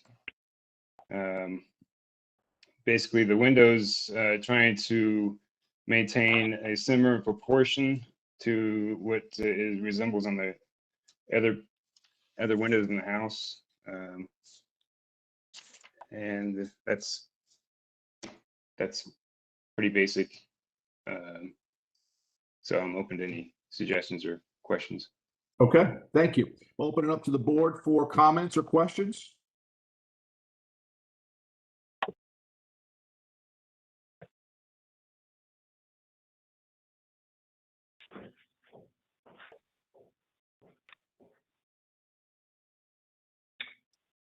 So the dormer on the front stays, you're just replacing the windows to meet the egress requirements? The dormers on the front are going to just match what's already there. As far as size, I can't get those to be big enough to meet egress. That's the purpose of the dormers on the side. So the front, you've got an existing dormer, but you're going to demolish it and you're going to rebuild it to match with windows that comply with the emergency egress requirements. And on the side, you're putting in 2 new dormers. Is that right? Actually, the front dormer is existing. It stays. All we're doing to the front window is replacing the windows because they're the old windows. They weren't replaced prior to this. So we're just updating those windows. Do they meet the egress requirements? They do not.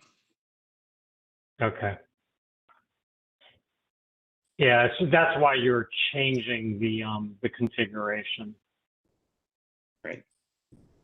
Okay. I guess in general, I'm fine with it. My one comment is, see, Nolan, if you can go to the photograph. Right. If you zoom in on the existing front dormer.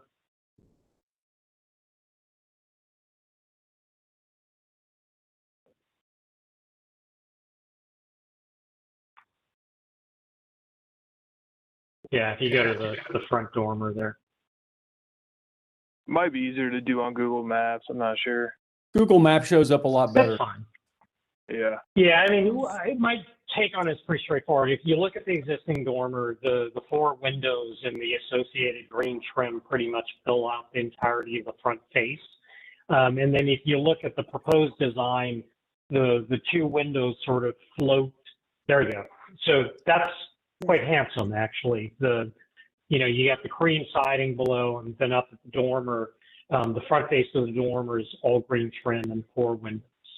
And Nolan, if you'll do me a favor and go to the proposed elevation.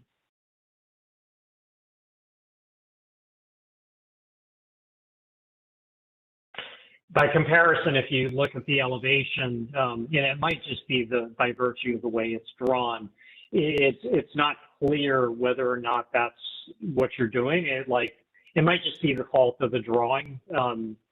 It's sort of. So I guess maybe it's as simple as you tell me. Is the intent to make the dormer sort of look as much as possible like it is? You're going to replace the windows, but kind of keep the general appearance? Yes, that's correct. Okay. From my standpoint, then I'm good with it. I get why you need to replace the front windows, and you're trying to make them look, the bigger windows, and they try to look like it, and the side dormers are in the same language, and they seem reasonable. I've got no issues. Other comments or feedback? I have a question. Patrick or KB, you may know. Is this within the Indianola Forest Historic District or just outside? I'm trying to think of the it's just outside. Westernmost boundary. Okay. Yeah, it's just outside. Okay. Yeah, we saw this house maybe early or late late 2019, early 2020, Okay, like January or something. They replaced all the windows, right. and they're going to use the same windows in Yep. on the third floor. So. Oh, that's right. Okay, that's why it looked familiar. Thank you. Yep. Any other questions? If not, do we have a motion for approval? KB, I move we approve as presented. Thank you, KB. Do we have a second? Carrie, Seconded. That's a motion and a second. All in favor, say aye. aye. Aye. Aye. All opposed, same sign. Motion is approved. Thank you. Thank you, board. Thank you. Next case, All right, so- UID 21-05-003A CB 239 Avenue. Patrick? Yep. This has a former single-family home that's been converted into a vet clinic, and an existing vet clinic is looking to add a single-story addition at the rear of the building. The proposed addition will have a standing seam metal roof, fiber cement panels with an entry door and punch windows, and will match the existing elevation. Additionally, a set of steel steps with an accessible ramp will be provided to access the new entrance. The south chimney will be removed during the process. The facade will be updated, clad with nichia panels to match the new addition to the rear. The chitin and concrete stoop will remain with the addition of new steel canopy and handrail. The variances include parking circulation, and the minimum number of parking spaces required, reduced from 5 to 4. Additionally, the required service for parking, and the applicant is asking to keep the existing gravel service parking lot in the rear. So that's why we need the vote on this. But staff recommends approval. The University District Plan recommends additions be compatible with the nearby area and contributing buildings. The staff views the proposal as compatible with the nearby buildings and neighborhood, and is therefore recommended for approval. Staff recommends approve. We can discuss everything at once, but we will need 2 separate votes. Okay. All right. And who is speaking on this case? Should be Stefan. Stefan Sahida. All right. Do you swear or affirm the testimony you're about to give the truth, the whole truth, and nothing but the truth? Okay. Stefan, I believe you're muted. Yeah, I think you're muted. Yes. Okay, please continue with your presentation. Yeah.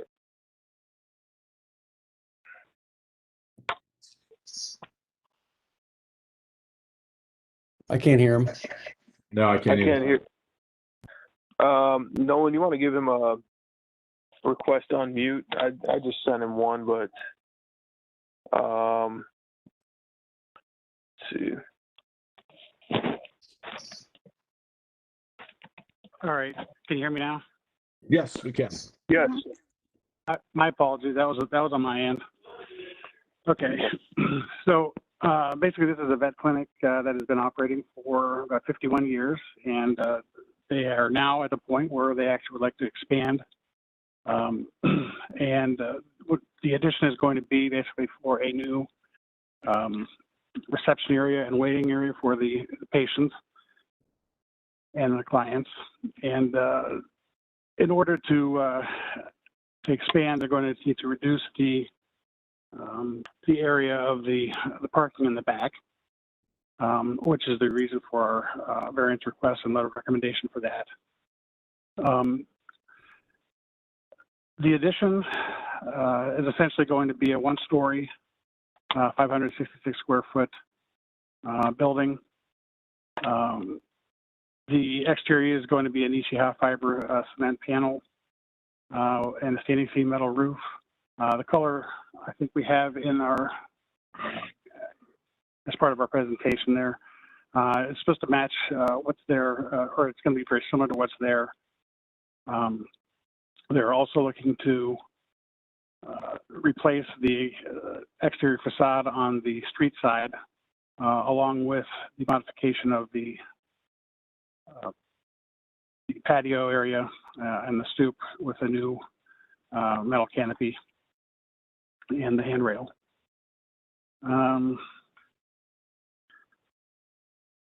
So that's I think that's basically it. We're seeking letter of recommendation again for the parking variances and the reduced parking, and just approval of the new design for the addition.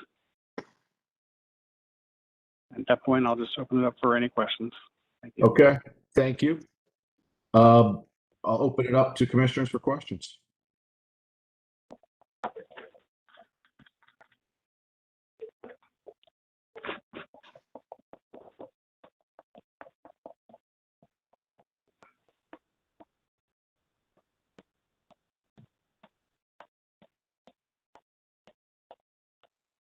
How much parking will actually be lost?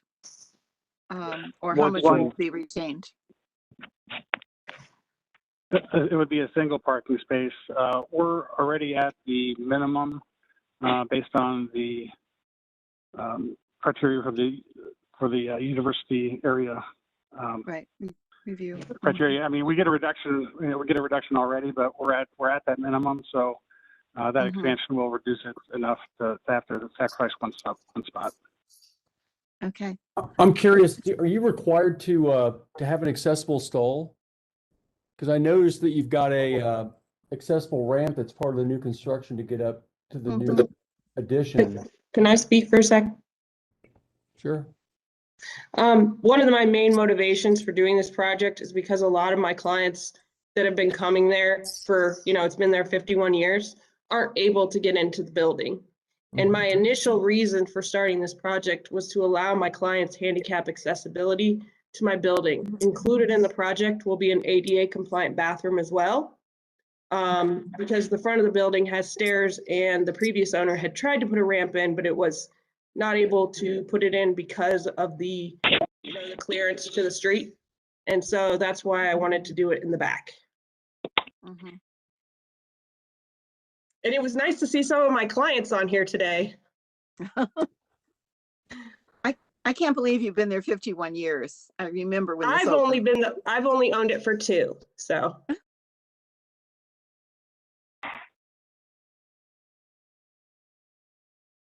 Other questions or comments? All right, so remind me, there are 2 parts to it. There's a zoning variance, which is reducing 5 parking spaces to 4 and accepting the parking lot in its current unpaved condition. And then the other part of this is the actual review of the design, correct? Correct. And are they looking for certificate of appropriateness today? Approval? Yes. Yes. Yes. All right, why don't we, let's start with the variance then. Yeah. I mean, I guess I'm okay with it. I mean, 5 spots to 4. How many veterinarians in the building? It's just me.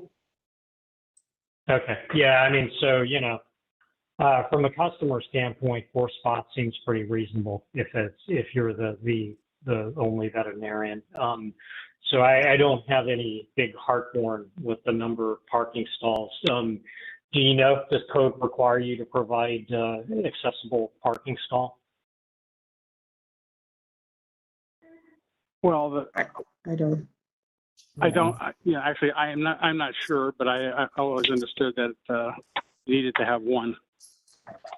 Yeah, I mean, I don't really care. That is not my problem as part of the variance. It's just an FYI, you probably should check and make sure you know what you need to provide. I mean, 4 spaces is fine. I don't personally have a problem with the gravel lot. Again, it's accessibility, you might want to sort of look at that. So I don't have any issues with the variance, I guess. Okay. Any other comments or questions on the variance?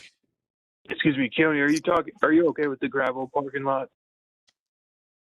Yeah, I am. I mean, honestly, asphalt is a fucking cancer on the planet, so I'm not, I'm not going to to the choir, I'm not going to tell them to pave it with asphalt.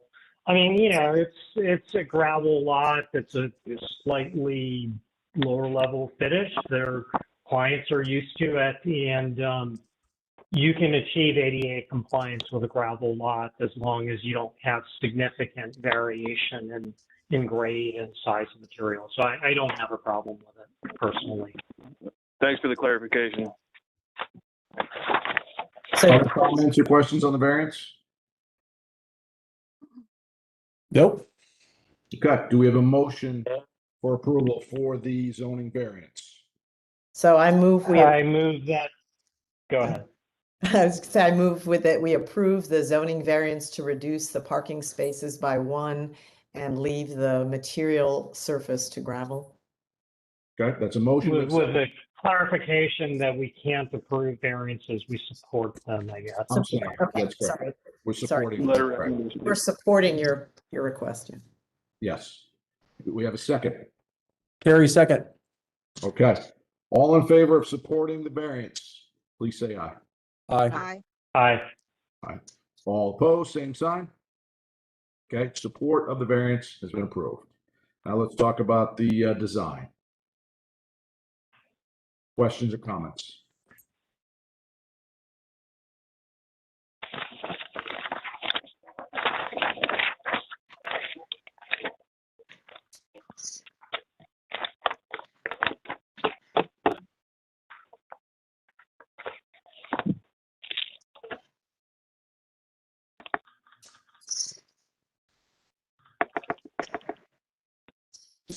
So I just have a question. We're reading the west elevation and the north elevation here, but I thought that there was a graphic that showed that the elevation, that the roof is actually sloping from east to west, and the north elevation appears to show a flat or horizontal roof line.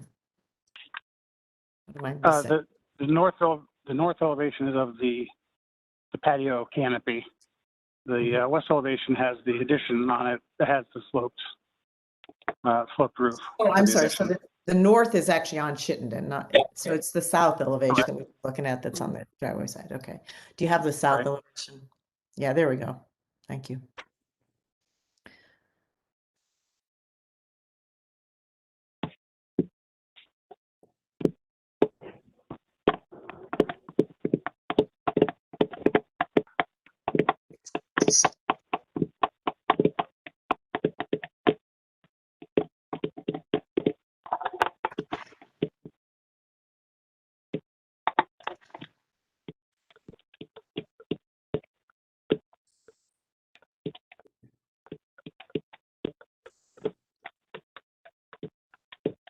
Any questions or comments?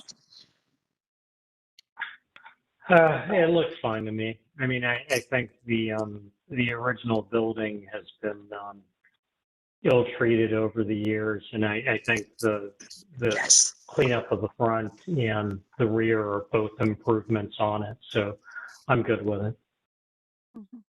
Other feedback? I agree. Yeah, I understand that cost is certainly an issue for a small business, so I would accept it as it is. Okay. Hearing that, do we have a motion to approve?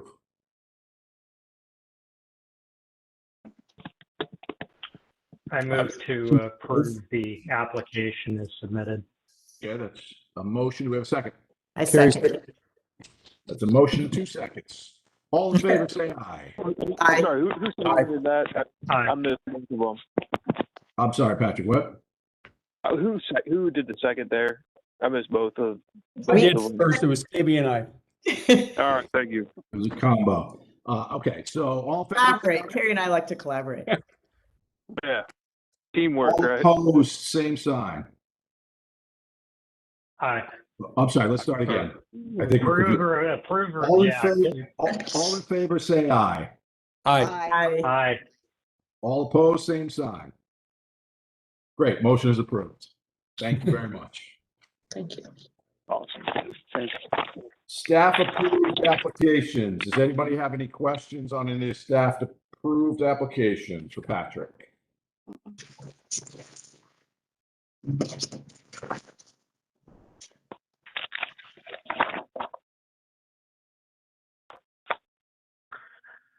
They all seem reasonable to me. We do need to make a motion to approve them. Yep. Yep. Is that a motion, Keone? Yeah, sure. So moved. Okay, do we have a second? KBI second. That's a motion second. All in favor, say aye. Aye. Aye. Aye. That All right, awesome. unanimous. All right, new business. The Kroger zoning violations. Patrick? Yeah, I don't have a formal staff report for this, but Nolan, if you would like to bring that up, it was a draft that Frank had brought up, and we're open to discuss it here. And I believe his wish was to get a vote to see if we should pass this on as a formal record to the appeals board. Yeah, I'm in favor of that. I am too. I'm in favor. Okay. Me too. Okay. Do we need to take an official vote on that, Patrick? I just to err on the safe side, I think we should. Yeah. Okay. Steve, was that you giving the motion? Yes. Yes, it was. Okay. And I think we have a KP second. All in Okay. favor, say aye. Aye. Aye. Aye. All opposed, same sign. Okay. All right. Any new That motion business? passes. Yes. And then there was actually one more new business. I added it to the agenda late. I will be moving to Toledo at the end of June. Whoa. And yeah, my wife, I don't know how many of you guys know or not, but she was a pharmacy resident at Ohio State and has graduated and accepted the position at the University of Toledo. So I am no longer able to work from home in June, and we'll be moving on at that point. But a woman named Belka Schoenhals will be taking over. I'm not sure if you guys are familiar with her. Belka. Yeah, I used to ride the bus with her. Yeah. You know her. Yeah, yep, exactly. She lives, like right by us. So, you must be familiar with her. She currently staffs the East Franklinton Review Board right now.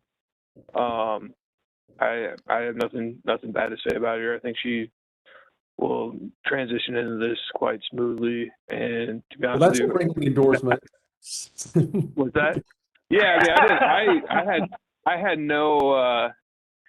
no board experience before taking this over. So she has tools in her toolbox already, I guess, for lack of a better term. So yeah, I mean, I stood at the bus stop with her and had plenty of conversations because she's a planner, and yeah, she'll be good. Correct. Yep. So I believe I'm not entirely sure who's going to be staffing the June meeting. I believe I will, but at that point, it might be a co-host type situation. But after that, she'll be taking over. So, yeah. Okay. Congratulations on the move. It's exciting. Yeah. Yeah, it is. It's going to be a new adventure for both of us. Neither one of us are from Toledo. We don't have any family there, but we're looking forward to it for sure. Yeah. Right.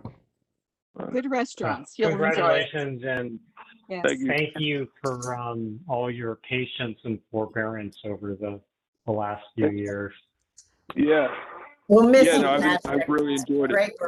Been great working with you. Yeah, Patrick, Yeah, you're very easygoing and wonderful. Thank you. Thank you. If that being said, if anyone knows anyone hiring up in Toledo, let me know. 'Cause I'm looking for a job. But yeah, definitely gonna miss doing this. So feel free to reach out. But at this point, we can end the meeting. Okay. Okay. And hopefully we'll see you one more time. Absolutely. Have a good evening, everyone. Good Thank evening. you. Bye. Take care. Guys, Meeting see ya. adjourned. Mhm. Bye-bye. Bye.